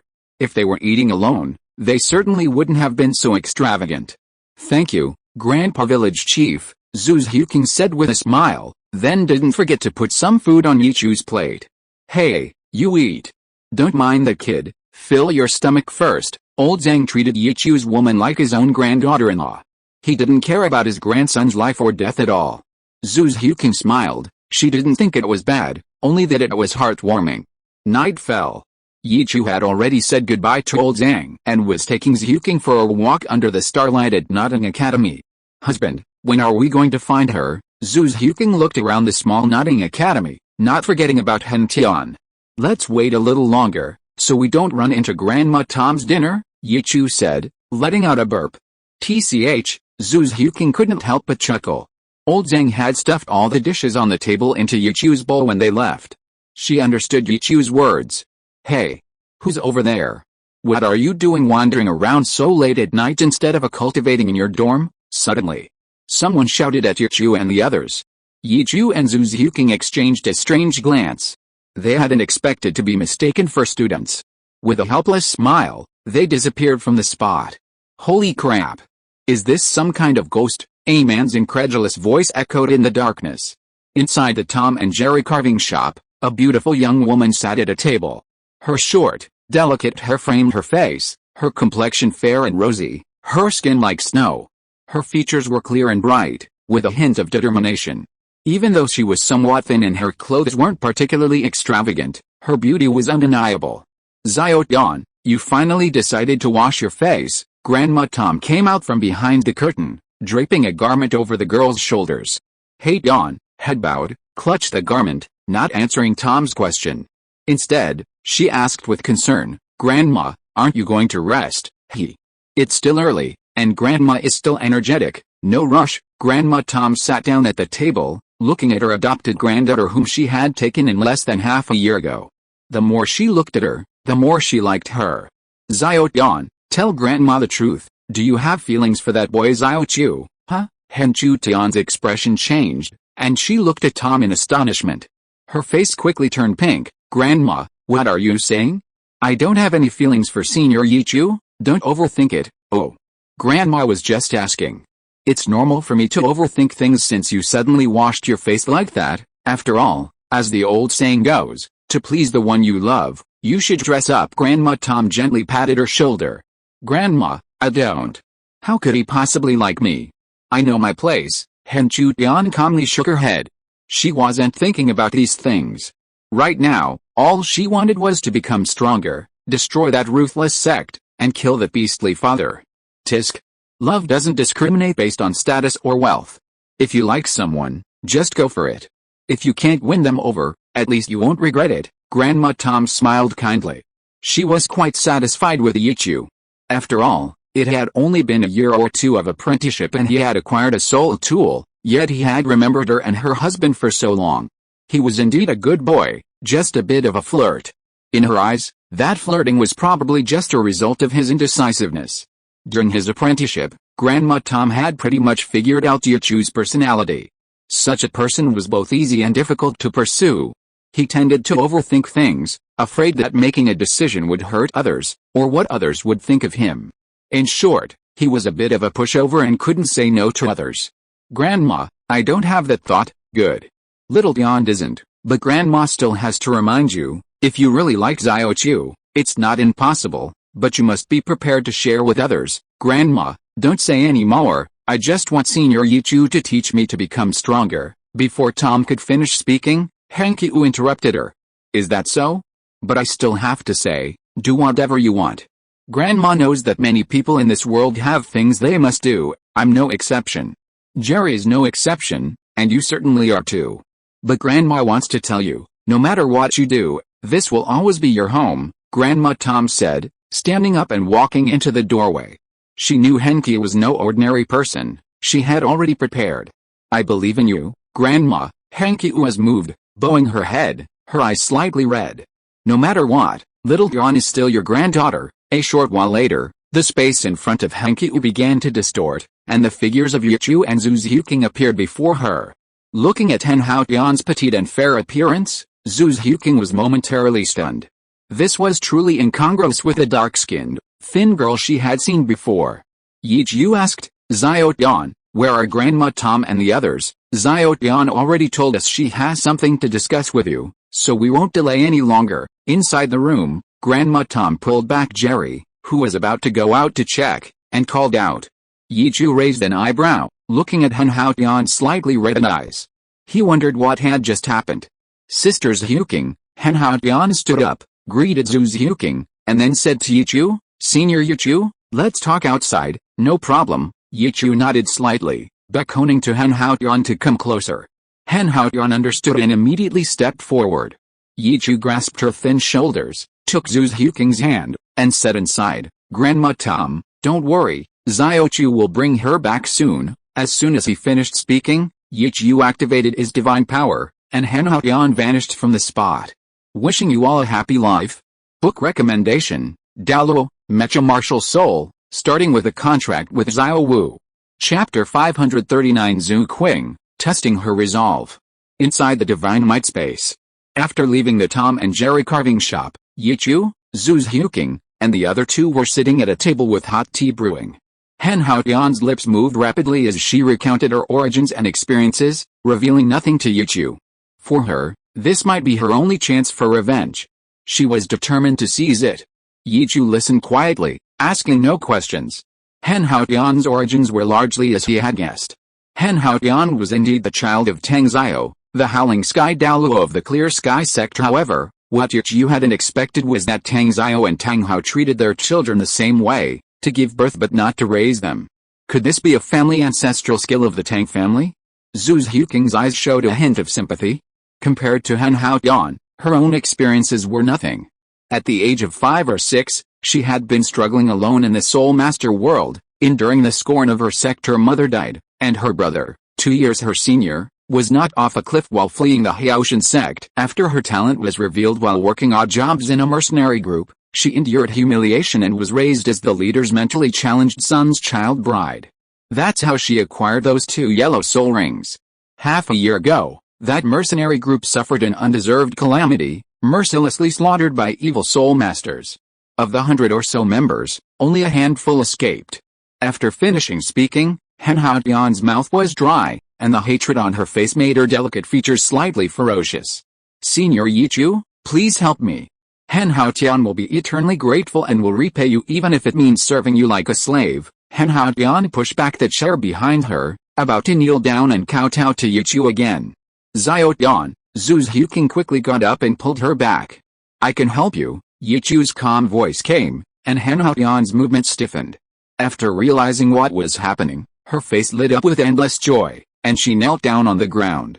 Thank you. Before she could finish speaking, Yichu interrupted her. Don't rush. Although I can help you, I still need to test your resolve first. My resolve? Hikiushin looked at Yichu in confusion. Yes, to be honest, I have a deep-seated hatred for the Haitian sect. Yichu came to Hikiushin's side, squatted down, and stared directly into her light blue eyes. Hearing Yichu's words, Hikiushin's face showed surprise, but her heart was filled with joy. She hadn't expected that her senior, Yichu, also had a grudge against the Haitian sect, but she didn't speak, quietly waiting for Yichu to continue.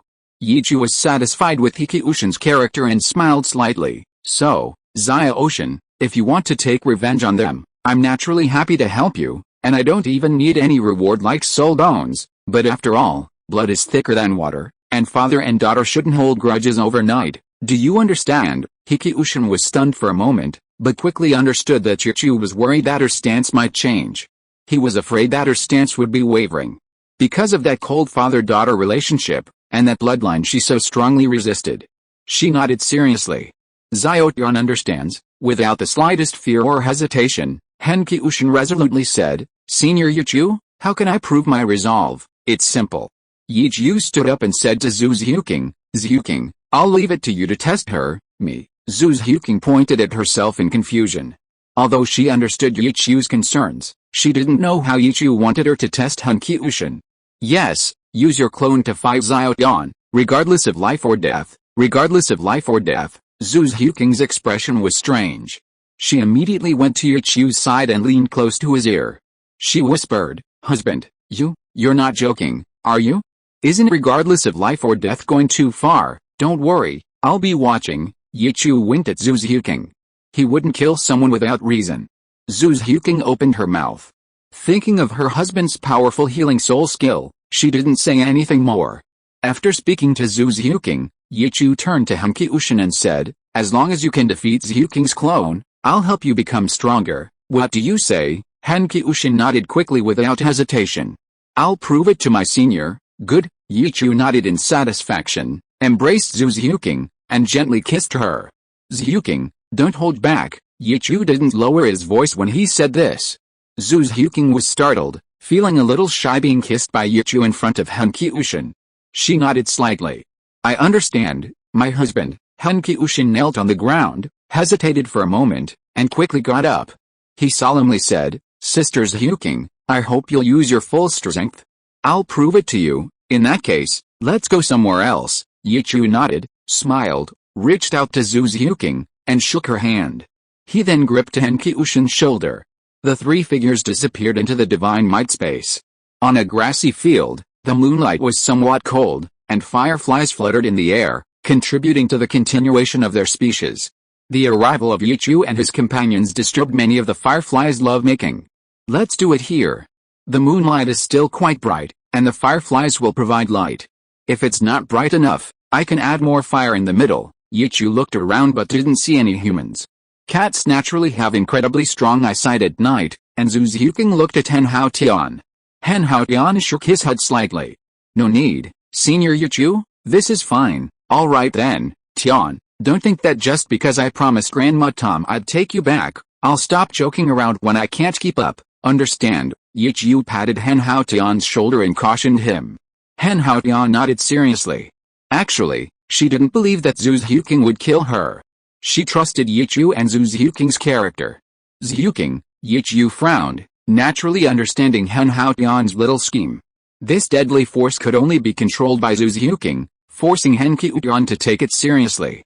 Understood, husband. Zhu Xiuqing nodded slightly, and 4 spirit rings, 2 yellow and 2 purple, appeared beneath her feet, concealed. The 4th spirit ring lit up. Immediately, an identical clone appeared around her. Xiao, this is my clone.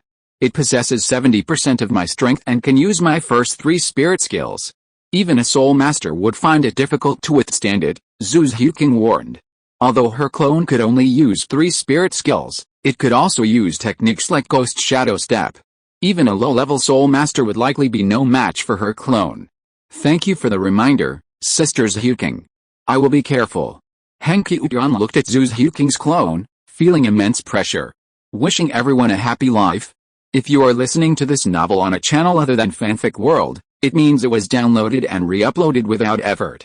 We warmly invite you to visit our channel, Fanfic World. There you will find the original version of this story and many other novels of various genres. We look forward to seeing you dive into a world of incredible novels. Chapter 540 Weapon Soul with Plant Characteristics. Yichu, holding Zhu Xiuqing's main body, sat down on the grass. Henki Ushin and his clone were already in stance, Henki Ushin's 2 spirit rings gleaming. Zhu Xiuqing's clone lowered its body, ready to attack. Little Dawn, you can call this start yourself. Yichu had already opened his Sharingan. He couldn't let Henki Ushin truly not return. If she still harbored feelings for the Clear Sky sect, then he had no need to help her. It could very well be aiding the enemy. Henki Ushin heard Yichu's words but didn't reply. Suddenly, purple electricity crackled around the blue-silver flying hammer in her hand. Her first spirit ring lit up. Begin, Henki Ushin shouted, and the chain on the blue-silver flying hammer she held quickly stiffened, just like a normal Clear Sky hammer. First spirit skill, lightning and thunder. This skill allowed the chain on the blue-silver flying hammer to extend like lightning while simultaneously stiffening and hardening it. A strange light appeared in Yichu's eyes. This soul skill was surprisingly suitable for Henshu. This also dispelled Yichu's worries. After all, without a hammer handle, cultivating the chaotic cloak hammer technique would be much more difficult. If you were to advance from a hard hammer handle to a soft one, it would undoubtedly be much better. Moreover, using the blue-silver flying hammer to perform the chaotic cloak hammer technique would undoubtedly be much more powerful. Swish! Henshu immediately closed the distance to Zhu Zhuking's clone, and the hammer in his hand, crackling with lightning, smashed towards the clone's face. The opponent was a clone. Henshu had no need to hold back. Husband, Xiao Tian's combat experience is so poor. Zhu Zhuking grabbed Yichu's restless hand, not very satisfied with Henshu's attack. She's still young. How about we take her to the Soul Arena to play tomorrow? Yichu put his hand inside Zhu Zhuking's clothes to warm it up, sharing a room with the cat, and occasionally petting it. Zhu Zhuking gritted her teeth, giving Yichu a helpless glare. She said with difficulty, Husband, did you already decide to help Xiao? No, just a premonition. Yichu shook his head slightly.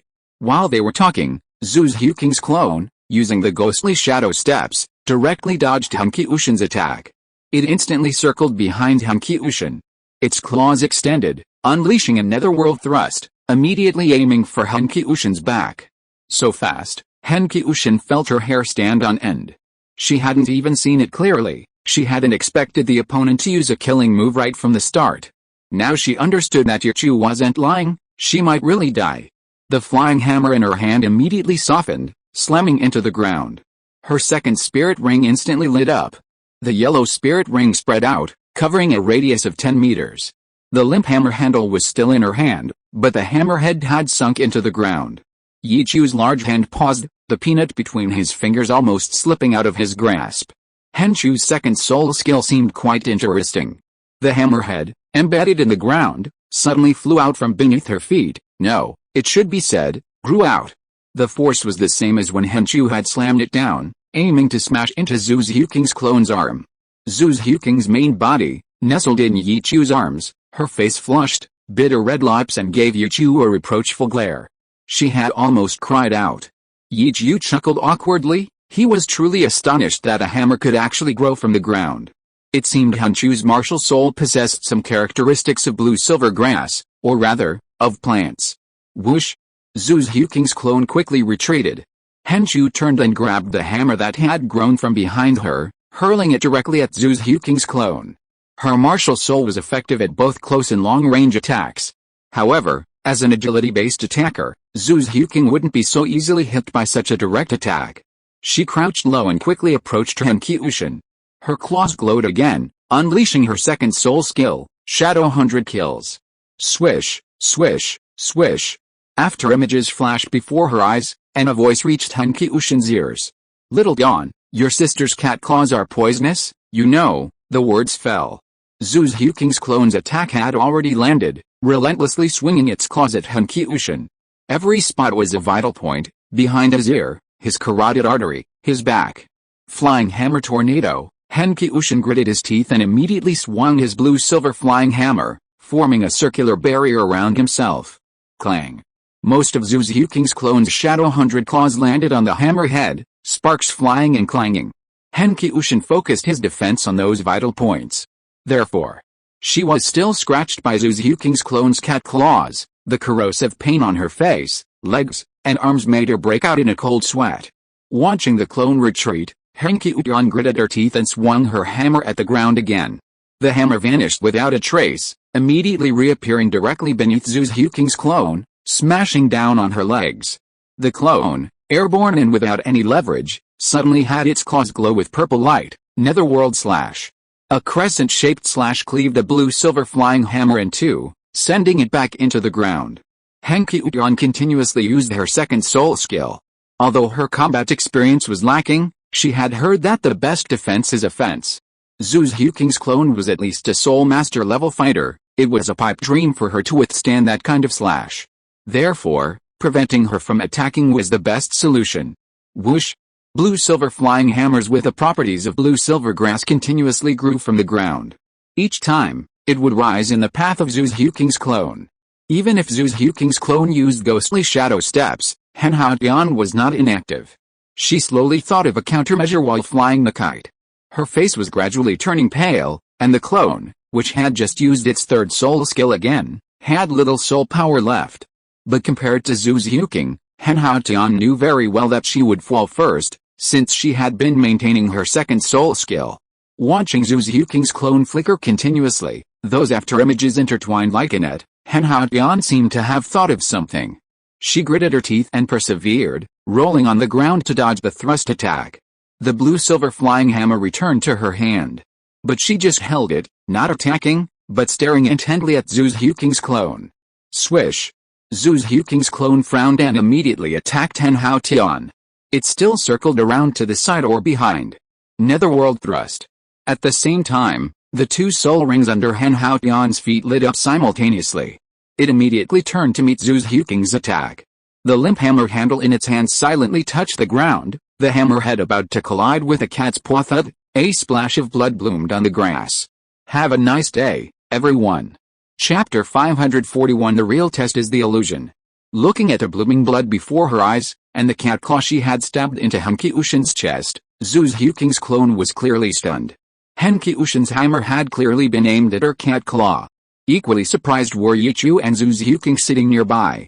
A knowing glint flashed in Yichu's eyes. Whoosh! The sound of the blue-silver flying hammer slicing through the air rang in Zhu Zhuking's clone's ears. A flicker of pain and determination flashed in Hen Qiushen's pale blue eyes. Just as Zhu Zhuking's clone was about to retreat, the limp hammer handle that had been hanging to the ground sprouted from beneath her feet using her second soul skill, directly binding her. Bang! The blue-silver flying hammer slammed heavily into Zhu Zhuking's clone's face. As her body flew backward, Hen Qiushen pulled the hammer handle back to him and swung his first soul skill again. Bang! Under the relentless, lightning-fast attacks, Zhu Zhuking's clone shattered. Thud! A muffled sound rang out. The heavily wounded Hen Qiushen collapsed to her knees, unable to even lift a blue-silver flying hammer. Her short, neat black hair was plastered to her face, and she turned to look at Yichu with a pale smile. Senior Yichu, is this enough? Yichu helped Zhu Zhuking to her feet, then knelt before Hen Qiushen, examining the wounds on her hands. Under her intense gaze, he gently shook his head. Almost there, cough cough. Hen Qiushen coughed up blood, clutching her chest, slowly trying to stand. Xiao, Zhu Zhuking wanted to help her, but ultimately didn't want to disturb Yichu. Senior Yichu, I can still fight. Hen Qiu gritted her teeth, the metallic taste of blood stimulating her senses. No need to fight anymore. Yichu pressed her head down, his eyes now gleaming like an eternal kaleidoscope. Look at me. Yichu's calm voice made Hen Haotian unconsciously focus her attention. Seeing the crimson blood before her eyes, Hen Haotian was momentarily stunned, her pale face flushing red, her blood flowing faster. In an instant, that feeling of budding romance vanished without a trace. Hen Haotian's body stiffened on the spot, her eyes fixed on Yichu's Sharingan. She had already fallen into the Jinjutsu. Now she had reached her limit, to the point where she had no time to distinguish between reality and illusion. Yichu used Jinjutsu to weave a beautiful dream of revenge for her. With Yichu's help, she would storm the Haoshan sect, face the dying Tang Xiao, and witness his sincere repentance. What would Hen Haotian choose? This was Yichu's true test, a test of immersion. After a long while, Hen Haotian emerged from the Jinjutsu, her exhausted body collapsing straight to the ground. Zhu Zhuking quickly caught her in her arms.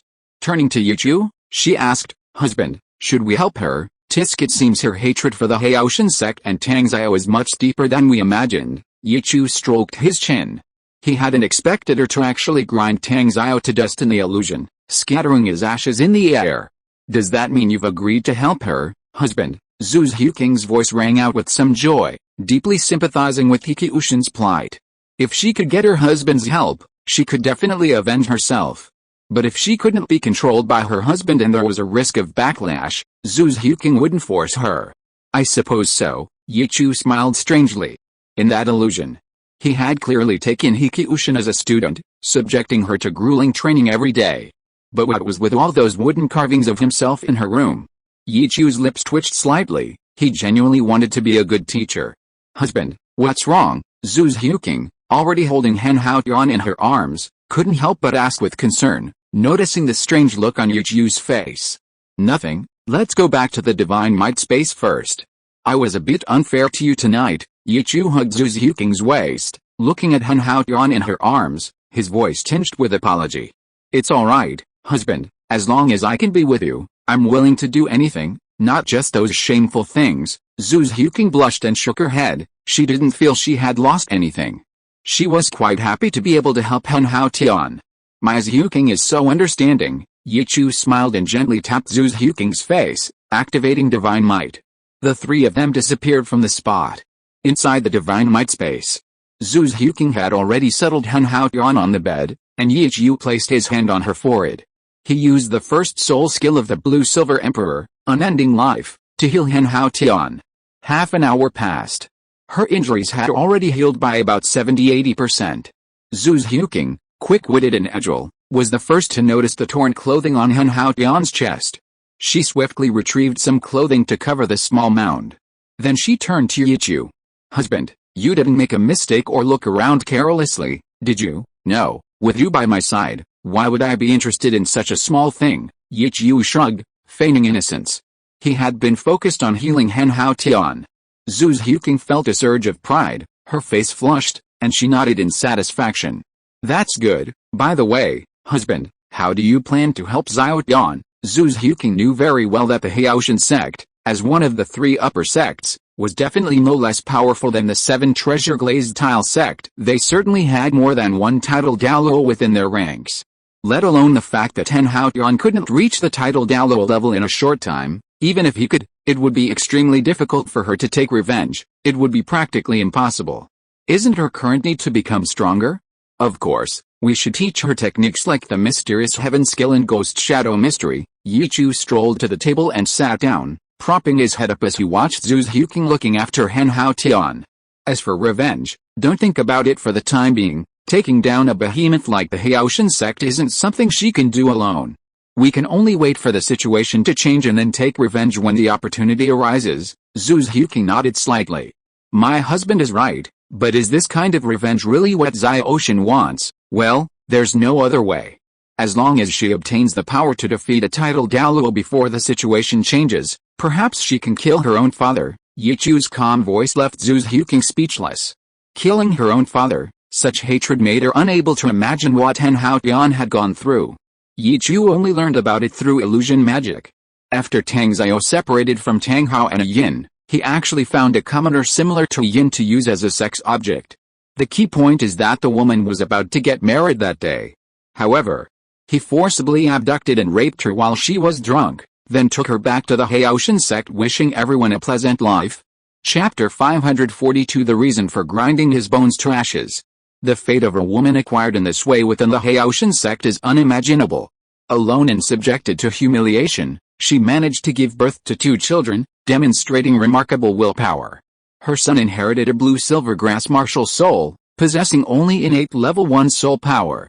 In the Haotian sect, where strength reigns supreme and she possessed the world's #1 weapon martial soul, she received no respect whatsoever. After giving birth to Han Haotian, her health gradually deteriorated, becoming terminally ill and neglected. She wasn't even deserving of a proper burial place. Perhaps this is why Han Haotian wanted to grind Tang Xiao to dust. After that woman's death, before Han Haotian could awaken his martial soul, her own brother wanted to take his sister and flee that place of only beatings and coldness. Yichu shook his head helplessly, beginning to understand why Han Haotian had such a name. Cough cough. Suddenly, Han Haotian coughed twice, bringing Yichu back to reality.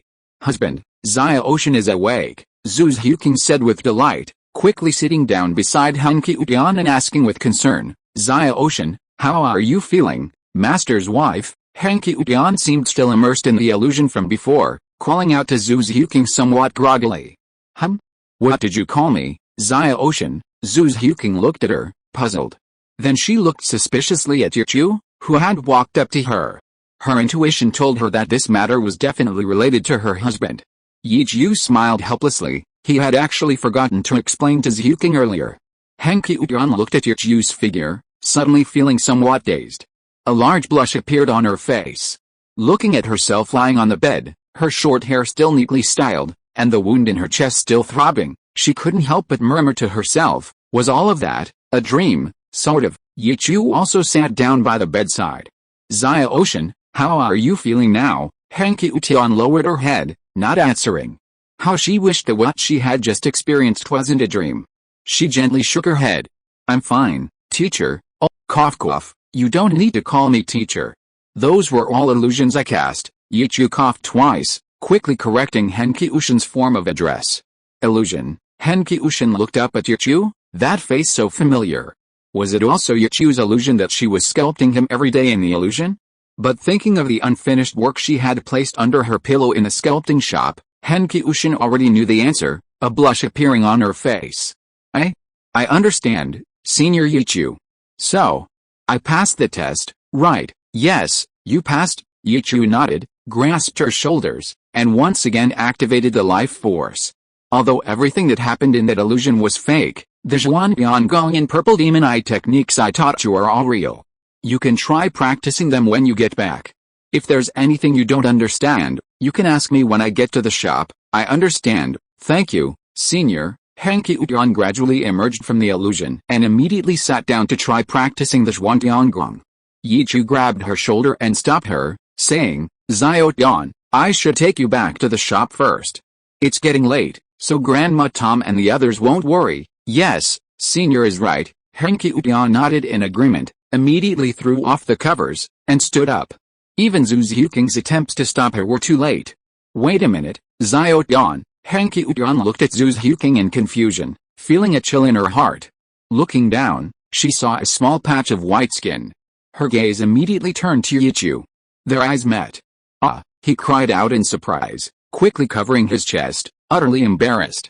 Cough cough I didn't see anything. Yichu covered his eyes, turned his head away, and awkwardly tried to leave. Little did he know that Iki Ushin was even more embarrassed than him. Xiao Tian, do you have any clothes in your soul jewel? If not, use mine to cover yourself. Zhu Zhuking quickly took out some clothes from her soul tool and handed them to Hiki Ushin.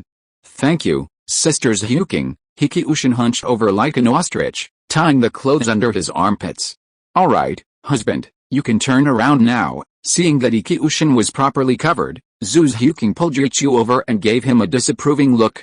Yichu's eyes darted around. Seeing that the area was indeed covered, he finally felt comfortable checking. When Hiki Ushin's eyes met his face flushed crimson. I'm sorry, Xiao Tian, I didn't mean to, Yichu said apologetically. And no, it's alright, it's not Yichu's fault, it was all my own carelessness. Henki Ushin covered her body, the blood still showing no signs of fading from her ears. Zhu Zhuking, standing beside her, frowned, smiling wryly. She had a feeling, was she really going to have another little sister? Yichu noticed that her clothes had been torn to shreds by Zhu Zhuking's cat-like claws. He couldn't help but suggest, how about this, it's inconvenient for you to go back like this, Zhuking, and I will take you to buy some clothes. No need. I still have clothes at home. Henki Ushin waved her hands repeatedly, then quickly covered herself up again, afraid that her clothes would fall off. I think it's really necessary. What will Grandma Tom think if she sees you like this? Zhu Zhuking smiled gently and patted her head. Henki Ushin was stunned for a moment, then realized that Yichu and the others' concern was justified.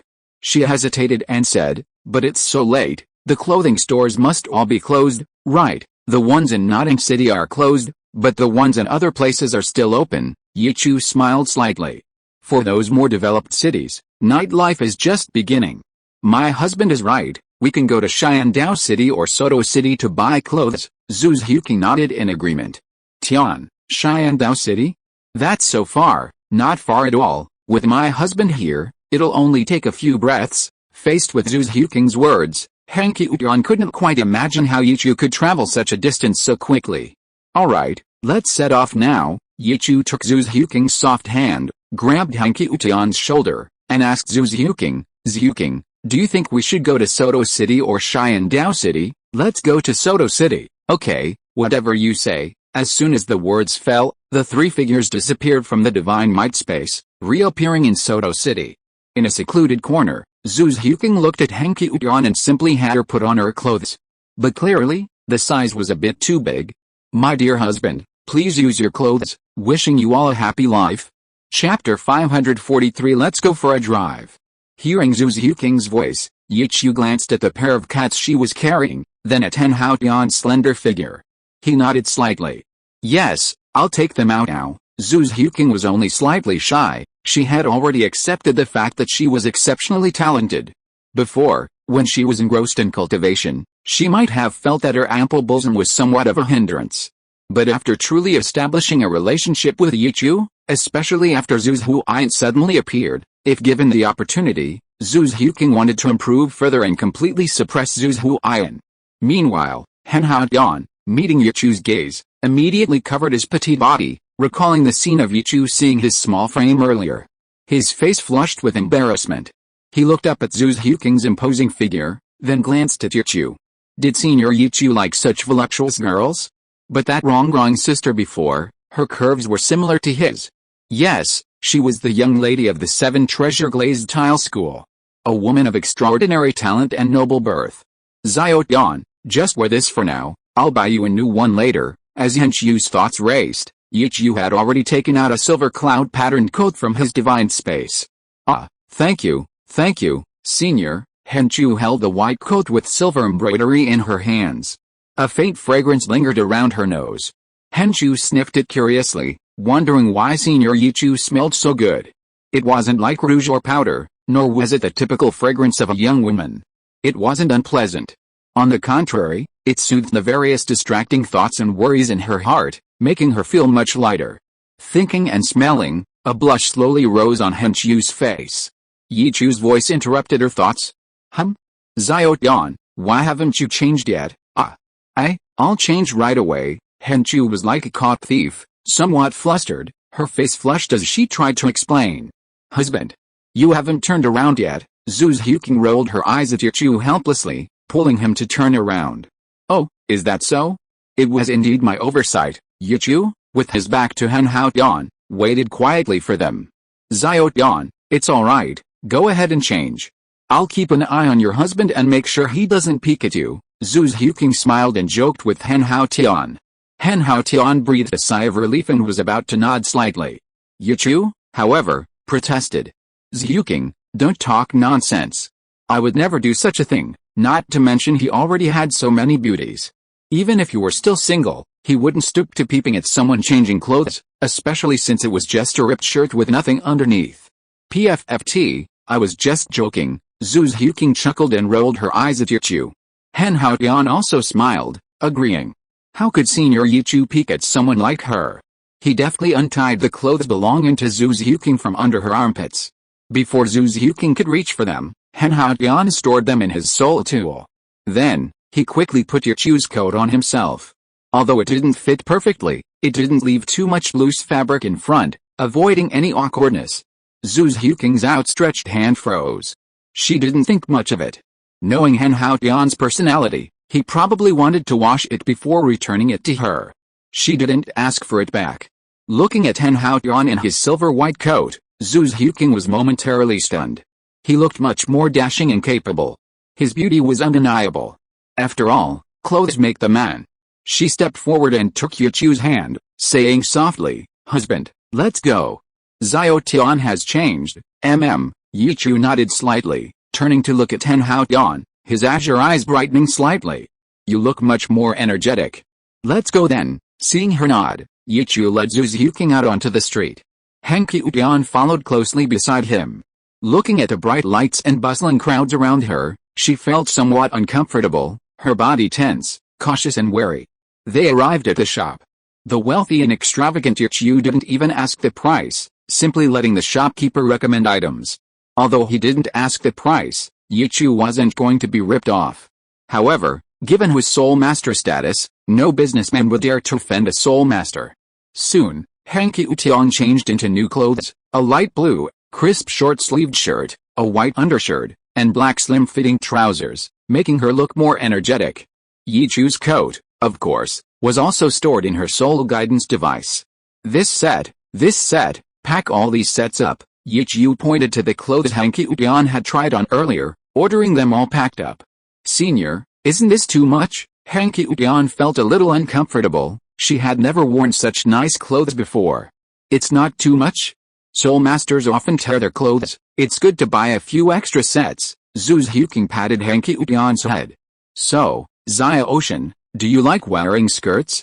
Want me to take you to buy a couple? No, no need. Skirts aren't very convenient. Hanky Utian quickly waved her hand. She didn't really like wearing skirts as they interfered with her cultivation. They do interfere with cultivation a bit, but you can wear them occasionally when you're relaxing. Zhu Zhuqing nodded in agreement. She also rarely wore skirts, always opting for leather jackets and pants. They were more practical and had less wind resistance. Alright, Xiao Ocean, hurry up and put them away. If we don't go back soon, Grandma Tom and the others will be really worried to death. Yichu finished paying and came to Zhu Zhuqing's side, urging her. Okay, Senior Yichu? As Hanky Utian quickly put the clothes into her soul tool, Yichu asked Zhu Zhuqing again, Zhuqing, do you want to buy a couple? I think I'll pass. Rongrong often drags me shopping. I have enough clothes with rich women paying for them. Zhu Zhuqing shook her head slightly. That's good. By the way, where do you want to spend the night? Yichu leaned close to Zhu Zhuqing's ear, breathing warmly as he asked. Zhu Zhuqing blushed. I don't know. How about you take me for a drive? A drive? In the sky? Yichu raised an eyebrow. Yet, I haven't flown much. You take me tonight, no problem. Han Haotian, who was standing nearby, had already packed his things. Watching the two whispering sweet nothings, his eyes flashed with envy and curiosity. He didn't disturb them. Ahem, alright, let's go. Yichu noticed Han Haotian's gaze, coughed twice, and led the shy Zhu Zhuqing out of the shop. Han Haotian quickly followed. Reaching a secluded corner, Yichu used his divine power to quickly send Han Haotian back to the Tom and Jerry carving shop. Without lingering, he left with Zhu Zhuqing. When they reappeared, they were already in the sky, with Yichu's hands inside his clothes, holding and gripping Zhu Zhuqing. Wishing everyone a pleasant life. Chapter 544 nearly caused localized rainfall. Husband, is this how you take me for a ride? Zhu Zhuqing, blushing, grabbed Yichu's mischievous hand. High in the air, she dared not struggle, the stimulation amplifying all her senses, her face quickly turning red. This way I can hold on tighter, so you don't fall. Yichu held her tightly in his arms, tilting his head slightly towards her cherry lips, a dragon lurking in the abyss. Zhu Zhuqing bit her teeth in shame and indignation, feeling offended. Husband, this is what kind of ride is this? This. I'm getting hotter and hotter. Her voice sounded like a sob, a delicate whimper. Ugh, Yichu had already captured her red lips, his fingertips tentatively exploring, a few drops of glistening moisture spilling from between her lips. Blue-silver wings flapped, gliding across the white jade disk hanging in the sky. A spirit cat flew towards the moon, emitting soft cries. If Zhu Zhuqing hadn't been wearing a leather jacket and pants, they might have encountered a localized rain shower. Yichu didn't go too far. Zhu Zhuqing recovered from the lingering sensation of flying through the air. Her lips parted slightly, and she turned her charming gaze back, giving Yichu a sidelong glance. Husband, you're getting naughtier and naughtier. Oh, maybe, but it's also a unique memory between us, isn't it? Yichu rested his head on Zhu Zhuqing's neck and shoulder, gently nibbling her luscious earlobe. Zhu Zhuqing didn't refute. After all, Yichu was right, it was indeed a unique memory. Husband, where are we going? Yichu had already changed Zhuqing's clothes using the divine might space, and their location had been switched. The buildings below now felt somewhat unfamiliar to Zhu Zhuqing. There was still a slight salty smell in the air, and the night breeze was cool. This is Yanhei City, a city near the sea. I'll take you to the beach to see the sunrise, Yichu chuckled. He hadn't been here since the Min clan marked the coordinates here. Today, this opportunity finally presented itself. To see the sunrise of this world with a little kitten. The sea? To see the sunrise, Zhu Zhuqing murmured, a bright smile appearing in her eyes. She was about to turn around in midair. Yichu immediately released his hands from his clothes, and Zhu Zhuqing quickly wrapped her arms around his waist, clinging to him like an octopus. Even without the soft, feline grip, Yichu wasn't discouraged. Life between husband and wife wasn't just about physical intimacy. He was just passing the time. Husband looking at Yichu before her, Zhu Zhuqing couldn't resist, offering her thin lips. Their lips met, Yichu's Adam's apple bobbing. He breathed softly, and Zhu Zhuqing gently inhaled and exhaled, sharing each other's breath. A long kiss followed. Not long after, with his Sharingan, Yichu could already see the harbor and beach. Zhu's Huking was now hanging on Yichu, her head tilted back, her vision shifting, purple light emanating from her eyes through her purple demon eye. She too could see those faint outlines. Light gradually broke through the night sky. Yichu, with Zhu's Huking in tow, landed at the harbor. Many fishermen were already preparing for their day's work. They weren't too surprised to see someone descend from the sky. They'd seen flying soul masters before. Yichu didn't disturb them. Holding Zhu's Huking, he sat on the mast of a moored boat, quietly enjoying the sea breeze and waiting for the sun to rise. The golden light gradually spread from the sea. The red of the horizon grew increasingly pronounced. Zhu's Huking was excited. She had never seen anything like it before. The vast, rolling sea alone was enough to amaze her. And then there was the giant sun rising from the sea, which filled her with even more excitement. "Husband, if we have time in the future, shall we go see that place?" Zhu's Huking leaned against Yichu, pointing in the direction of the rising sun. "Okay, let's bring Xiao Wu and the others, everyone can go together," Yichu chuckled, nuzzling her cheek against his.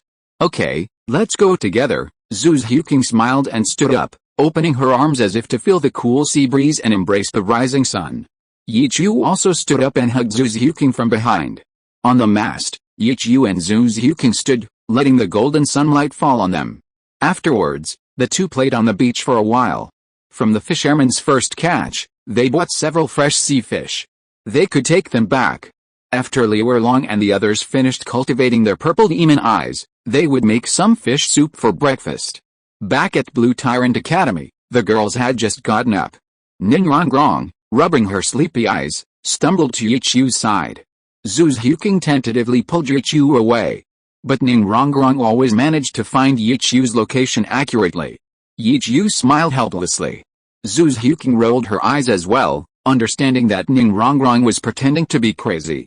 She was taking advantage of Yichu, and herself as well. She immediately stepped forward and pulled Ning Rongrong into her arms. "Oz Huking. You let me go." Ning Rongrong struggled, finally snapping out of it, her face showing some guilt. Then, her nose twitched twice, and her expression suddenly became strange. "Ew. Zhuking, how many times have you two done this? You smell so fishy." "What?" Zhu's Huking was stunned. Xiao Wu, Bai Chengxiang, and the other girls also suddenly smelled a salty, fishy odor. They looked at Yichu and Zhu's Huking strangely. How crazy could they be to bring back such a strong smell? And Zhu's Huking was quite assertive. Looking at the women's expressions, especially Liu Erlong's eager look, Zhu's Huking was deeply embarrassed. Wrong, what nonsense are you talking about? We didn't do anything like that last night." As for the finger games in the air, Zhu's Huking completely ignored them. This kind of operation was absolutely not something to be talked about. Yichu also pushed away Xiao Wu, who was trying to touch him, and immediately explained, "Don't think nonsense, we just went to the beach to watch the sunrise." As he spoke, Yichu released a basket of fresh, lively sea fish from his divine might space. The appearance of the sea fish made the salty smell in the air even stronger. Liu Erlong and the other girls also realized that they had misunderstood. "Watch the sunrise at the beach," Ning Rongrong, Xiao Wu, and the others exclaimed in surprise. "You rascal, why didn't you take me to see it?" "Wrong, didn't you already have a full schedule? We can go another time," Yichu shrugged. He was just acting on a whim. As for Jiangzu, Du Yan, Yi Lingling, and the other girls who hadn't had their turn yet, they all rolled their eyes. This seemed like a good place too. Little Blue's eyes lit up. She had never seen the sea before. After the blue-silver forest, she decided on her second destination. To go to the beach with her brother. Wishing everyone a happy life. Chapter 545 7 in 1 Blue-Silver True Form. Inside the spacious training ground of the 7 Treasure Glazed Tile School, Yi Lingling watched her sisters perform the 7-in-1 fusion technique. She quietly approached Yichu, her beautiful face flushed beneath her veil, and gently hooked her finger around Yichu's. Yichu turned his head to look, seeing her bright red, burning ears, and smiled slightly, taking her soft hand in his. A smile appeared on Yi Lingling's lips beneath her veil. She glanced guiltily at Zhu's Huking, assuring her that she hadn't actually taken up any of her time. It was training time. Beside Yichu stood Ning Fengzi, the sect master of the 7 Treasure Glazed Tile School, and behind him were the 2 titled Douluo, Sword and Bone. It's worth mentioning that Sword Douluo, who had already absorbed the clear sky sex inherited soul bone, had finally broken through his shackles and reached level 97. His strength had greatly increased, much to the envy of Bone Douluo. Watching Xiao Wu and the others training in the training ground, Yi Chu did not join the training today. Instead, he stood outside with Yi Lingling, who was skilled in healing, to prevent any unexpected situations. His divine might and amaterasu were skills that could be used to stop a fight in critical moments. At this time, Xiao Wu, Zhu Xiuqing, and the others had formed a circle. There were 2 people at the very innermost part of the circle, Ning Rongrong and Zhang Zhu. The 5 people on the outside began to move quickly around them. None of the 7 people released their martial souls first. However, strong soul power fluctuations emanated from the 7 of them, frantically gathering towards the center. Du Guyan, Xiao Lan, Xiao Wu, Bai Chengxiang, and Zhu Xiuqing. The steps they took were surprisingly synchronized, as if following a special rhythm. The soul power fluctuations on their bodies also formed a special trajectory, constantly emanating from their bodies. Standing in the center of the formation, Ning Rongrong and Zhang Zhu held hands and closed their eyes at the same time. 9-colored precious light rose from Ning Rongrong's body, while a faint pink light appeared on Zhang Zhu's body. The 2 beams of light swirled back and forth, soaring into the sky. Standing outside the circle was Liu Erlong, already a Soul Douluo. She would be the practical opponent for the 7-in-1 fusion technique. Xiao Lan, are you ready? Ready, Sister Yan Yan. Upon hearing this, Du Guyan, as the vice captain, immediately shouted. Change. The formation of the 7 women changed. The original circle suddenly became a vertical line. Xiao Lan stood at the very front of the group. Following her was Du Guyan, then Zhu Xiuqing, Xiao Wu, and Bai Chengxiang. Standing at the very back were Ning Rongrong and Zhang Zhu. The change in the formation of the 7 people caused the soul power they had just released and gathered to suddenly twist into one. At this moment, Zhang Zhu suddenly hugged Ning Rongrong's body gently from behind.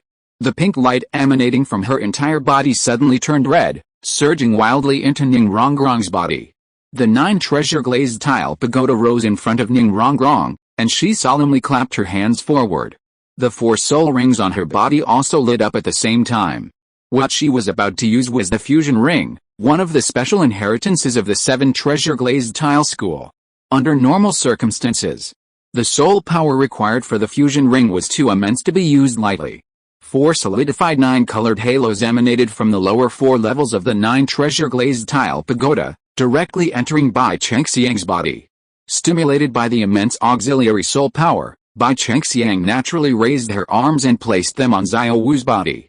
A strange scene unfolded. The 9-colored light suddenly intensified, flowing from Bai Chengxiang's hands into Xiao Wu's body.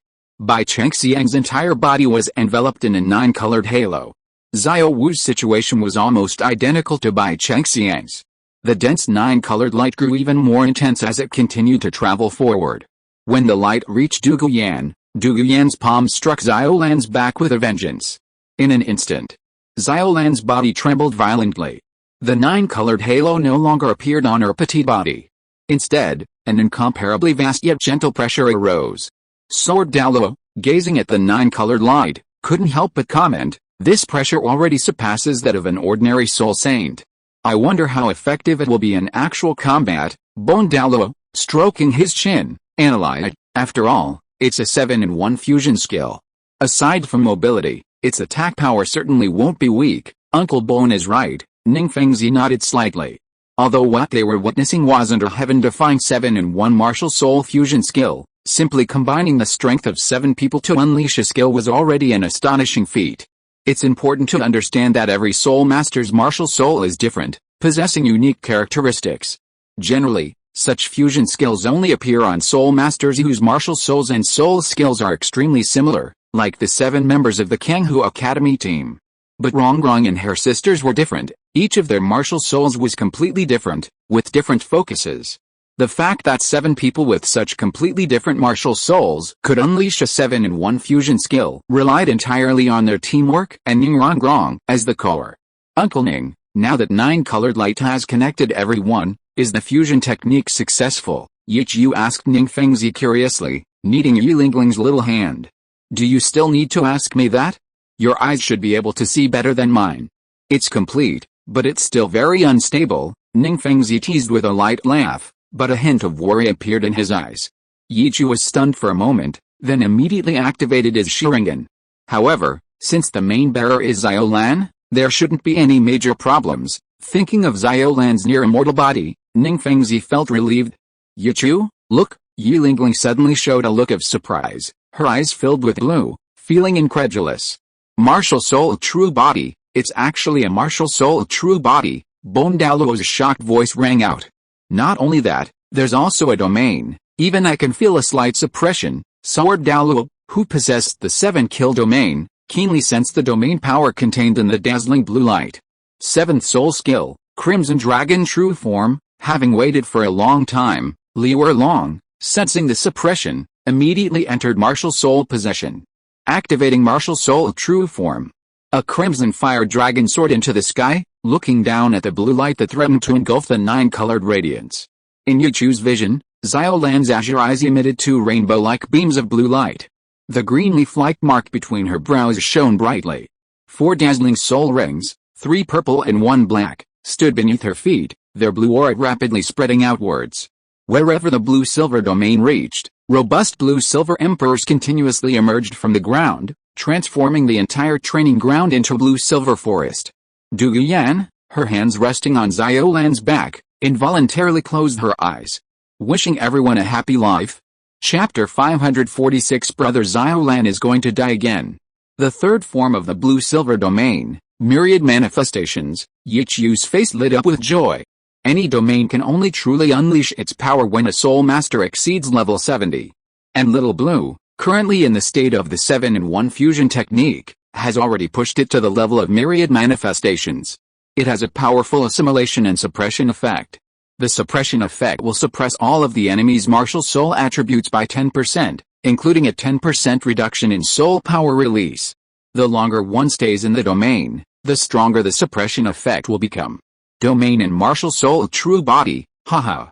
It seems this soul master competition will shock many people. Douluo laughed heartily. Maybe we won't even need this 7-in-1 fusion technique.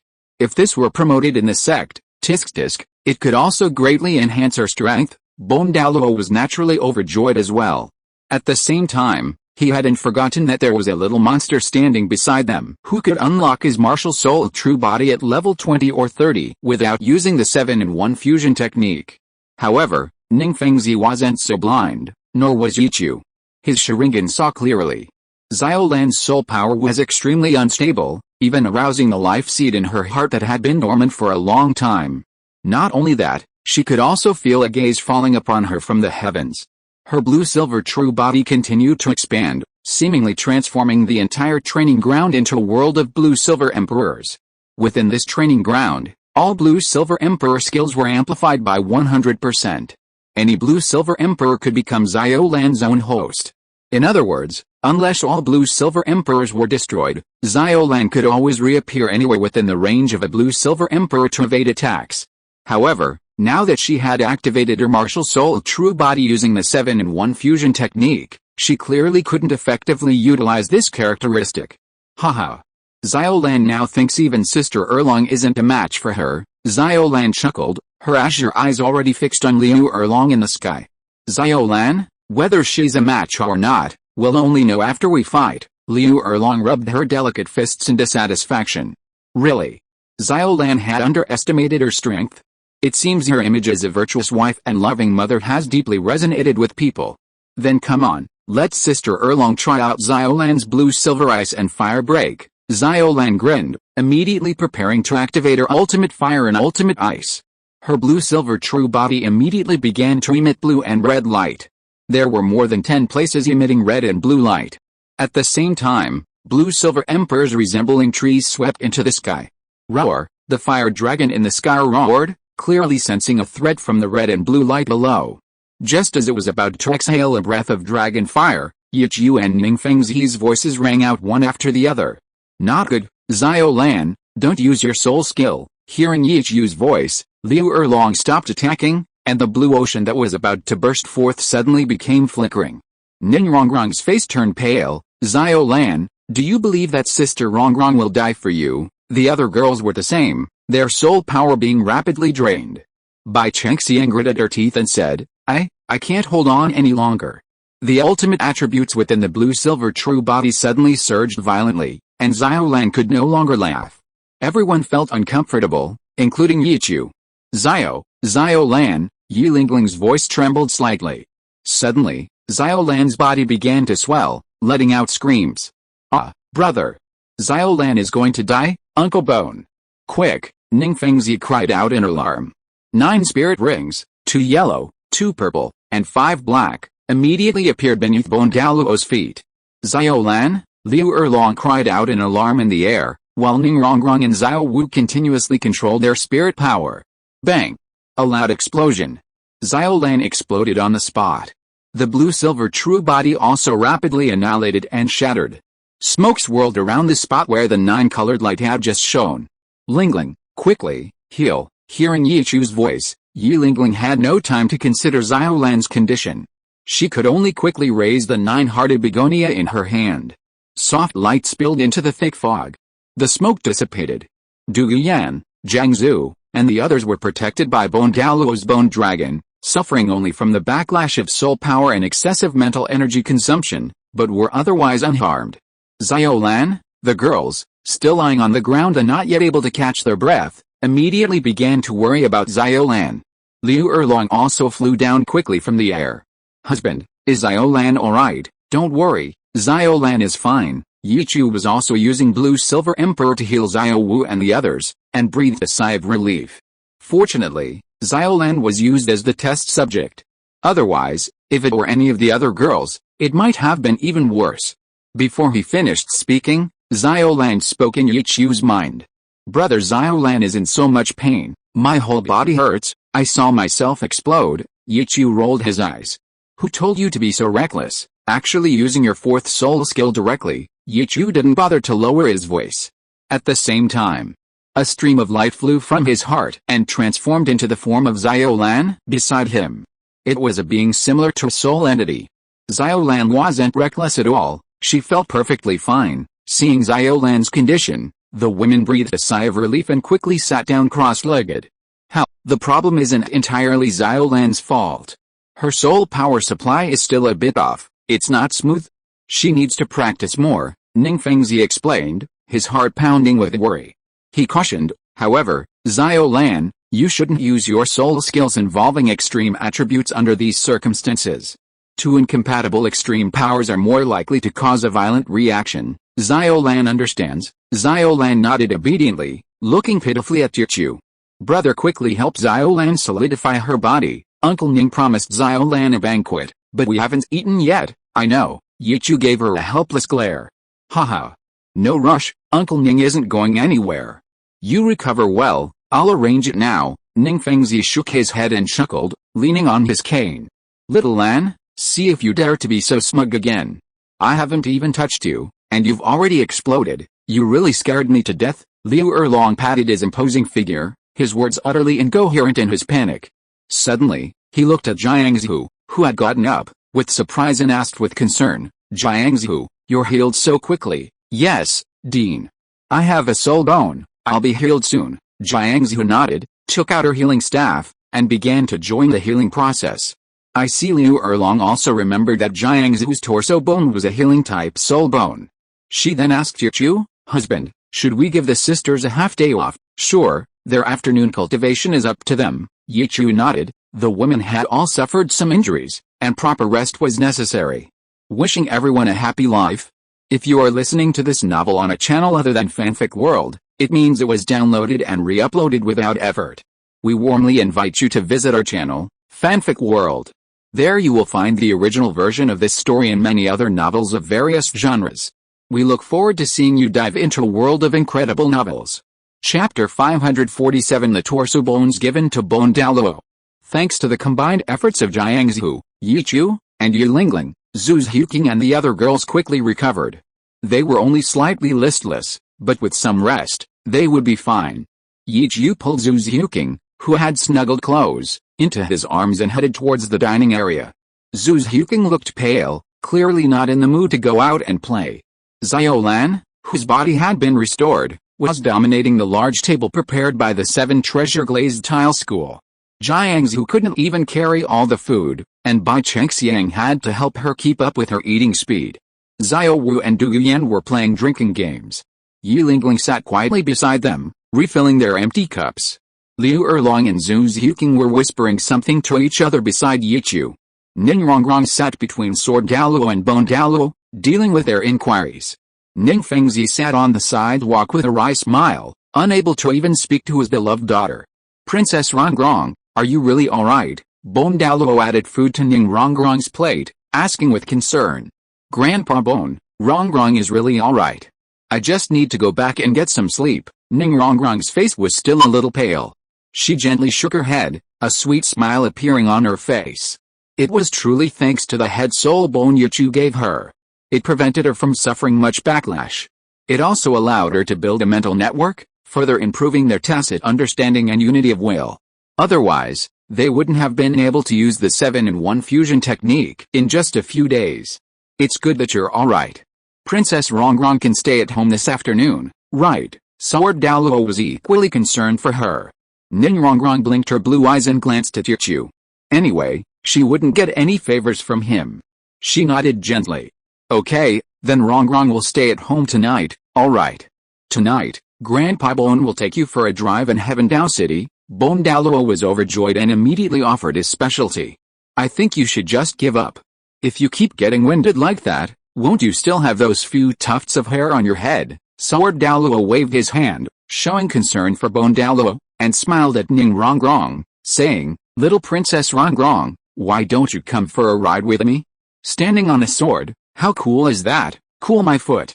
It's nowhere near as imposing as standing on a bone dragon. Bone Douluo glared, arguing with Sword Douluo. Besides, my hair isn't that fragile. But you, standing on a sword every day, be careful it doesn't fall off one day. PFFT, haha. Seeing this long unseen argument, Ning Rongrong couldn't help but laugh.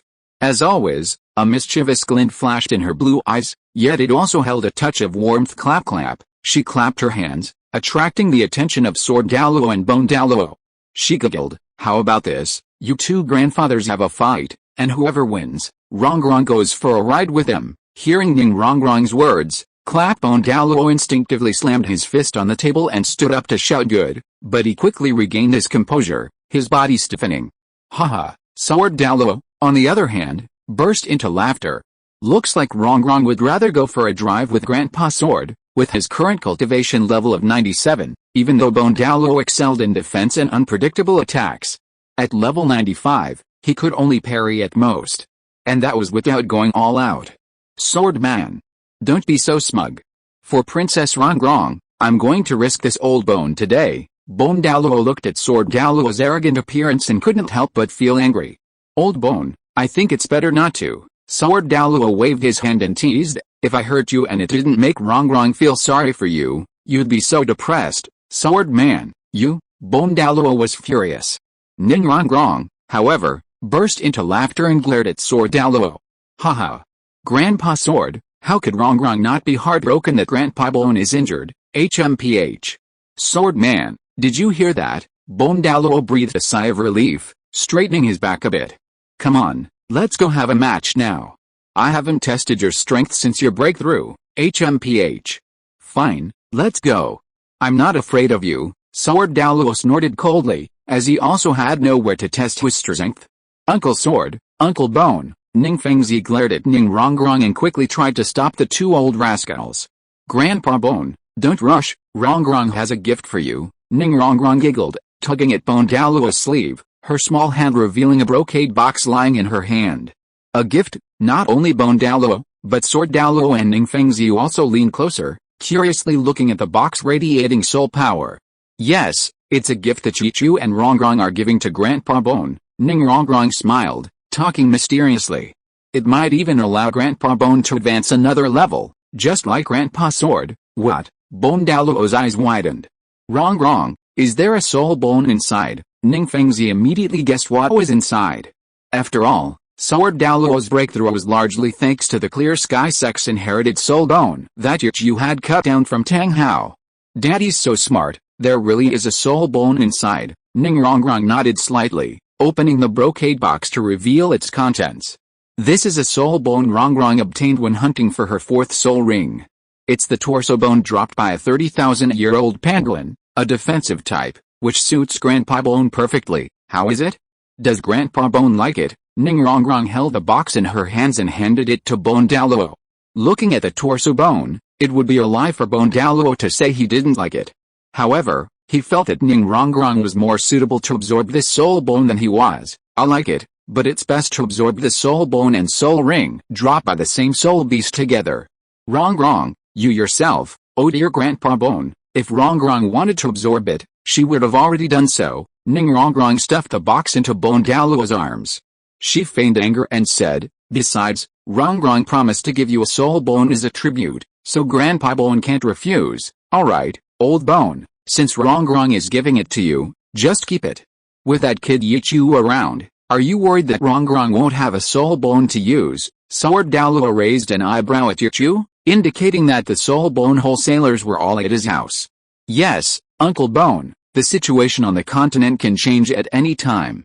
Only if you become stronger can you better protect Rongrong and the others, Ning Fengzi also advised. Bone Douluo was stunned for a moment, then glanced at Yichu, who was being affectionate with Zhu Ziuking. He shook his head with a wry smile. It seems that having grown accustomed to poverty, suddenly becoming rich is a bit of a shock. In that case, I'll accept Grandpa Bone, wishing everyone a happy life. Chapter 548. Let Xiao Wu teach you how to be a boss. That's good then. Grandpa Bone, hurry up and absorb it today. Grandpa Sword will take Rongrong for a ride. Ning Rongrong clapped her hands with a charming laugh. Bone Douluo nodded slightly, looked at Sword Douluo, and snorted coldly. HMPH. I'll give you the chance to play with Rongrong this time. Next time, wait until I break through. Before he could finish speaking, Sword Douluo interrupted him. TCH, do you think I'm afraid of you? I'm a little unaccustomed to not having you to test my sword. I'm afraid you'll waste this good thing. I'm not like someone who was stuck for so long after absorbing the soul bone before breaking through. Bone Douluo smiled sarcastically. I have a feeling that with the soul bone Rongrong gave me, I'll soon be able to break through to level 96. He wasn't just saying that casually. He's overjoyed right now. His little princess has given him such a big gift. What could he possibly be upset about? It's just a tiny constraint, right? A small obstacle. He'll definitely overcome it. Then I'll be waiting for your good news. Sword Douluo wasn't angry either. The two had been rivals and friends for a lifetime. He would be very happy if Bone Douluo really broke through.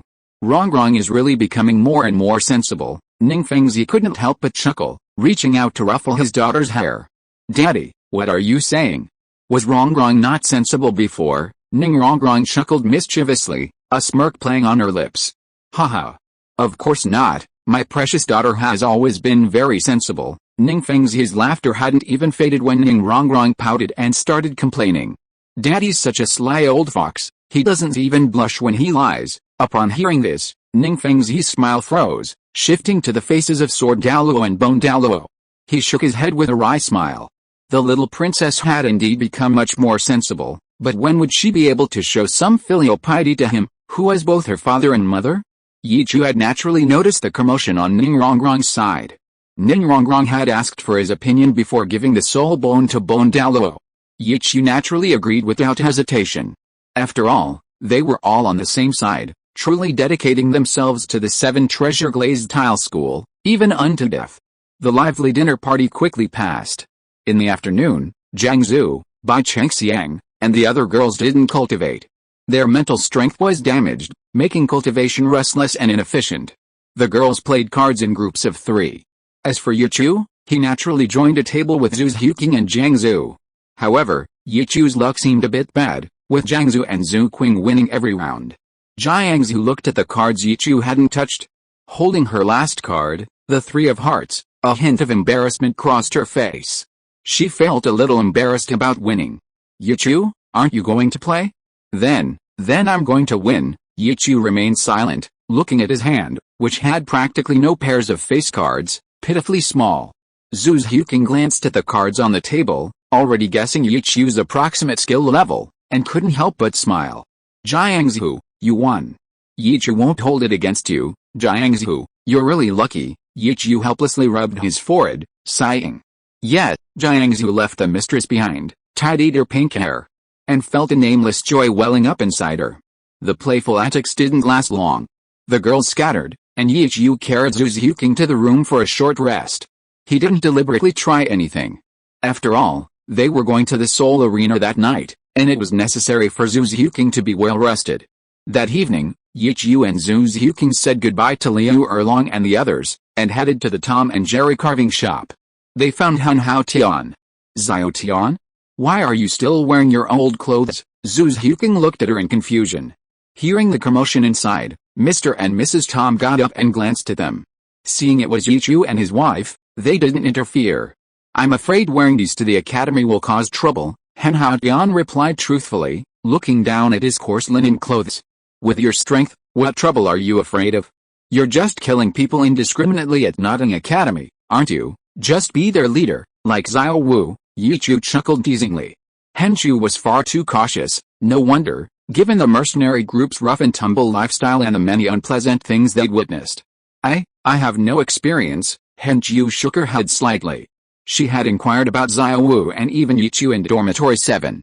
After learning a little about them, she also learned about another guy with innate full soul power, whose martial soul was blue silver grass, Tang Sen, who graduated with Xiao Wu. You can learn if you don't have experience. Do you want me to ask Xiao Wu for you? Zhu Zhuking chuckled. After lording it over everyone at Blue Tyrant Academy, she also found the feeling of ordering people around quite enjoyable. I don't want to waste that time. Haeyeon didn't want to talk about this anymore, all she wanted was to become stronger. Although she was a transfer student and a member of Dormitory 7, she didn't have any work at the academy. Aside from classes, she could use all her time to cultivate. What big sister? She was dispensable, as long as they didn't bother her. Alright, Zhu Zhuking shook her head. She just thought Haeyeon could be more cheerful. Completely forgetting her own sullen face from back then, as cold as ice. But it was precisely because of this that she could better understand Haeyeon's current state. Okay, we've gotten a bit off topic. Little Yeon, do you want to go to the Soul Arena? Yichu smiled amiably and asked Haeyeon. The Soul Arena sounds good. Haeyeon hesitated for a moment before quickly agreeing. She was very interested in this arena, which was rumored to be for soul masters. One of the most effective ways to test one's cultivation results was through actual combat. Then let's go. Yichu beckoned to her, and Zhu Zhuking nestled beside him. Henshu Tian put down his carving knife, about to step forward, when he realized something. Senior, wait for me, I'll go change my clothes. Okay, go ahead, Yichu nodded slightly. A short while later, the clean-cut and capable Henshu Tian appeared before Yichu. Let's go, senior, she quickly came to Yichu's side. Seeing Yichu's hand reaching for her shoulder, she raised her hand to meet it, but the moment she touched it, she pulled away as if electrocuted. Large patches of red appeared on her face and earlobes. Yichu glanced at her, suddenly grabbed her shoulder, and disappeared with the two women. When they reappeared, they were already in the alley from last night. And a figure appeared in front of them. Before he could scream or to make a move, Yichu's Sharingan lit up with a blood-red light, directly using Jinjutsu to freeze him in place. Alright, he'll recover once we leave, Yichu chuckled, took Zhu Zhuking and Chu Henshin's hands, and led them away from him. Chu Henshin stared blankly at this scene. The Soul Master only needed one glance. So powerful. Wishing everyone a pleasant life. Chapter 549 The kind where I stand and you protect me. Somewhat shocked, Han Hao Tian was pulled by Yichu out of the alley. Zhu Zhuking was clearly used to this. She would be surprised if Yichu had to exert more effort to deal with such an unsuspecting Soul Master. Once outside, Han Hao Tian turned back to look at him, and sure enough, he had regained his mobility. Senior Yichu, how did you do that? I clearly didn't see your soul ring. My husband didn't use any soul skills, just a simple illusion, Zhu Zhuking explained with a smile. Didn't use any soul skills? A simple illusion. Han Hao Tian's pale blue eyes were filled with strangeness. Was it really that simple to freeze a soul master with an illusion? It seemed she was still too weak.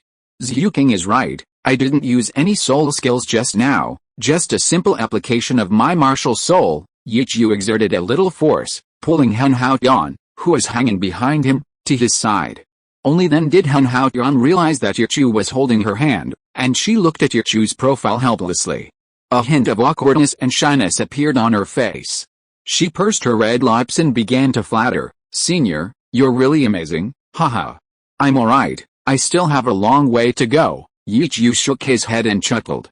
"Compared to Senior Sword and Senior Bone, my husband naturally has a long way to go." Zhu Xiuqing hugged Yichu's arm and smiled gently. "But compared to those so-called prodigies in the Soul Master competition, you're already far ahead, far ahead." Although it was the truth, Yichu still smiled teasingly and joked, "You're younger than me, my cultivation isn't even as good as yours. What's the use of just looking at cultivation? Even if there were several of me, I wouldn't be your match. You've already taken on all the top teams by yourself." Zhu Xiuqing rolled her eyes. She hadn't forgotten that Yichu hadn't even gone all out in the preliminaries. Moreover, she hadn't seen her husband use his martial soul true body in a long time. She wondered if he had entered the next form yet. Most of the sisters owe their success to their husbands, don't they? Zhu Xiuqing leaned on Yichu's shoulder, tightly holding his arm in her ditch.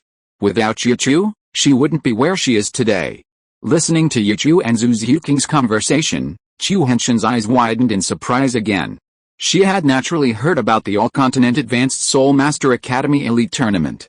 But she hadn't expected that her senior, Yichu, not only participated but also single-handedly wiped out the top teams. To participate in such a grand event, especially in such a prosperous place as the Heaven Dao Arena, the number of geniuses was undoubtedly countless. There were quite a few soul masters among them. Compared to the wild soul masters she had just encountered in the alley, their strength was definitely much higher. Yichu's strength was even more terrifying than she had imagined. She couldn't help but whisper, "Senior him? Is there something you need, Xia Ocean?" Yichu turned his head to inquire. Hanki Utian pursed her red lips, hesitated for a moment, and softly requested, "Senior, can you take me to see the Soul Master competition?" Yichu paused, then smiled and said, "No problem, as long as you win tonight's soul battle, I'll take you there for a while once the advancement matches begin." Saying this, Yichu released her hand and ruffled her short black hair. "Yes, I will win," Hanki Utian nodded earnestly. Her heart filled with anticipation. Seeing that Yichu was no longer holding her hand, the joy on her face faded considerably. She hesitated for a long time before reaching out her hand, still lacking the courage to take Yichu's. They walked and stopped along the way, shopping, chatting, and buying several masks. It took the three of them almost half an hour to arrive at the entrance of the Soul Battle Arena. The towering, magnificent building filled Hanki Utian with awe. "Let's go, Xia Ocean, I'll take you to register and then sign up." "Xiuqing, do you want to have a two-person match with me? I'll stand, and you protect me," Yichu asked Zhu Xiuqing, a gentle smile flashing across his face. Hanki U shook his head, glancing at Yichu several times, wondering if he had misheard. Senior Yichu actually wanted a girl to protect him. Actually, she wasn't incapable. "Sure, 1 against 2, that should give me some fun, right?" Zhu Xiuqing agreed with a smile. If she used the Shadow Spider Spear, anyone with a cultivation level 10 above hers probably wouldn't be a match for her. "Haha, it'll probably be a 7 against 2, Yichu chuckled, already leading them to the registration area. He took out his earlier Soul Arena badge and registered. Hanki was registering himself. Looking at Yichu and Zhu Xiuqing's code names, Hanki also gave himself a code name. Just 2 simple words, blue-silver. After paying the registration fee, Yichu and his companions put on masks and entered the waiting area. A short while later, the host's voice rang out from the Soul Arena, calling out One Leaf Nose Autumn. Yichu's opponent was merely a newly entered Soul Sect member. His soul ring configuration wasn't even standard. Yichu had no interest and immediately used illusion magic to force him to surrender. Watching Yichu, who had just stepped onto the stage and then back before him, still felt a sense of surrealism. Next was Zhu Xiuqing's battle. Her opponent was much stronger. He was a perennial champion in the Soul Sect arena, a level 49 Soul Sect member of the same agility-based attack type. Zhu Xiuqing didn't even use her 4th soul skill. She only relied on Ghost Shadow Perplexing Steps and Purple Demon Eye to knock him off the stage. "Little Dawn, did you see that? Once you cultivate Purple Demon Eye and Ghost Shadow Perplexing Steps, you can do what Xiuqing did. It's your turn to go on stage." Yichu patted Hanchu's shoulder, encouraging him. "Yes, I will try my best." Hanki Utian nodded heavily and got up to head towards the entrance passage. Her opponent was at a similar cultivation level to hers. His spirit was Ghost Vine, a level 25 control-type Great Soul Master, and his spirit skills were surprisingly similar to Tang San's first two, Entanglement and Parasitism. Control-type Soul Masters are usually very confident in one-on-one combat. Facing her opponent, Henki-Utian showed no signs of underestimating him. She still hoped Yichu would take her to see the Soul Master competition. She couldn't lose here. Whoosh! Her first spirit skill lit up, and she immediately charged forward. As a controlled-type Soul Master, her opponent wasn't strong in close combat and had to keep her distance. She used her first spirit skill to interfere. Bang! The blue-silver flying hammer, crackling with lightning, smashed the Ghost Vine in front of her to pieces. A few spores landed on Henki-Utian. Her opponent immediately activated her second spirit skill, Parasitism, and a dozen Ghost Vines wrapped around her, binding her tightly. The hammer in her hand fell to the ground. HMPH. It's over, the other party sneered, immediately drawing a sharp blade wrapped in Ghost Vines, intending to stab Henki-Utian in the shoulder.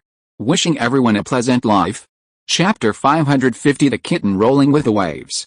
As the sharp blade hurtled towards her, Henki-Utian calmly narrowed her eyes, her second spirit ring flashing beneath her feet. Bang! A scream rang out on the arena. Henki-Utian's blue-silver flying hammer suddenly sprouted from the ground in front of her opponent, striking him squarely in the face. The Ghost Vines lost control, and the blade fell to the ground.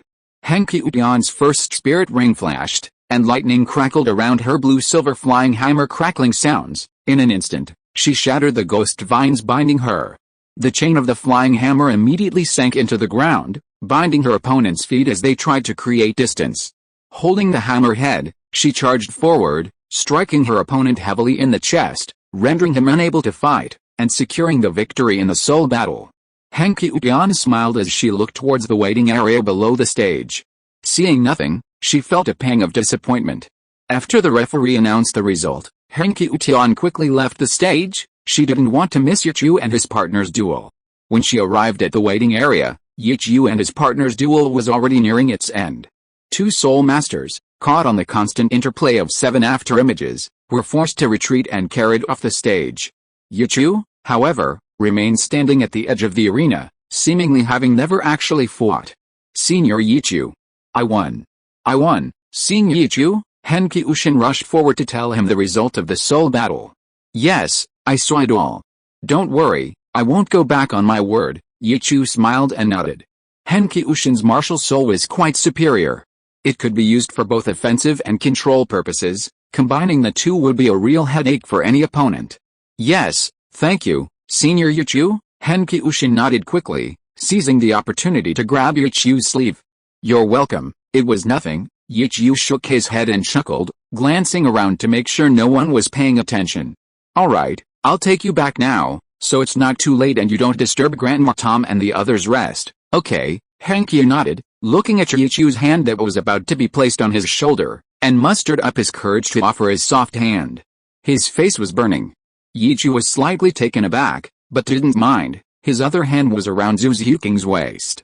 Divine Might activated. The three of them had already disappeared from the soul arena.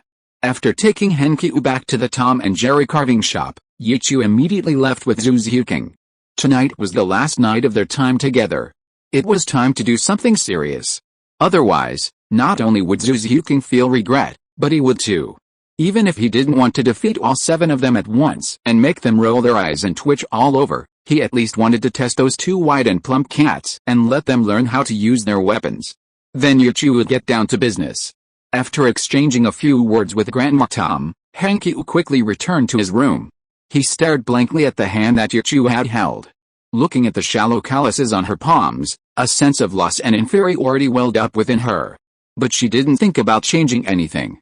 Her primary task was to become stronger, strong enough, like the illusion created for her by Senior Yichu. A single hammer blow could turn the Haoshan sect upside down.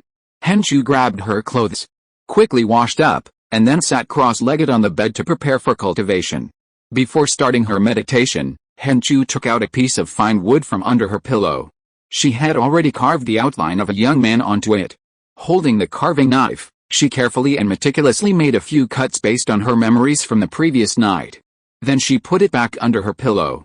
This piece, she had to make it lifelike. Even if carving just a little bit each time took a long time, she would finish it. She would firmly remember Senior Yichu's appearance in her heart. Hanhai City, by the sea. Yichu and Zhu Xiuqing were on a long abandoned fishing boat, spreading out a mat. The boundless sea and the beach shrouded in night were deserted, with only the roar of the crashing waves echoing in their ears. On the deck, Zhu Xiuqing lay bent over on the edge of the boat, head held high, chest out, legs spread and buttocks raised, gazing at the sea below. Admiring the bioluminescence beneath the waves, her face flushed with excitement, she sang a seaside song with each wave, each one higher than the last. Like a mermaid singing a legendary ballad under the moonlight. But even near the shore, the wind and waves on the sea never ceased, with waves surging towards them. The fishing boat swayed constantly from side to side under the pounding of the waves. Time passed gradually. The stormy night quickly passed. Yichu had only been gone for 3 days. Zhu Xiuqing had splashed him with seawater 7 times, urging him to go home. The sun rose in the east. The rays of the rising sun shone on the beach and onto the sea, making it sparkle. The fishermen had already begun their day's work.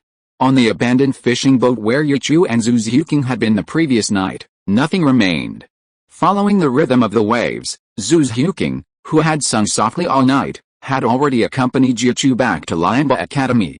Ningrongrong, who had already gotten up, looked at Zhu Xiuqing, who was still a little sore and weak, being carried in Yichu's arms. She immediately teased, "Xiuqing, you didn't just go to the beach to watch the sunrise today, did you?" Zhu Xiuqing buried her head in Yichu's arms, not responding.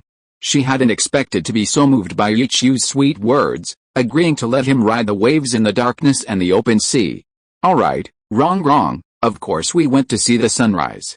Move aside, I'll take Xiuqing to her room to rest a bit more." Yichu smiled helplessly. Once his curiosity was piqued, it wasn't so easy to suppress. "Haha. Of course we saw it, after all, you were watching the sunrise all night, weren't you, my husband?" Du Yan leaned close to Yichu, giggling.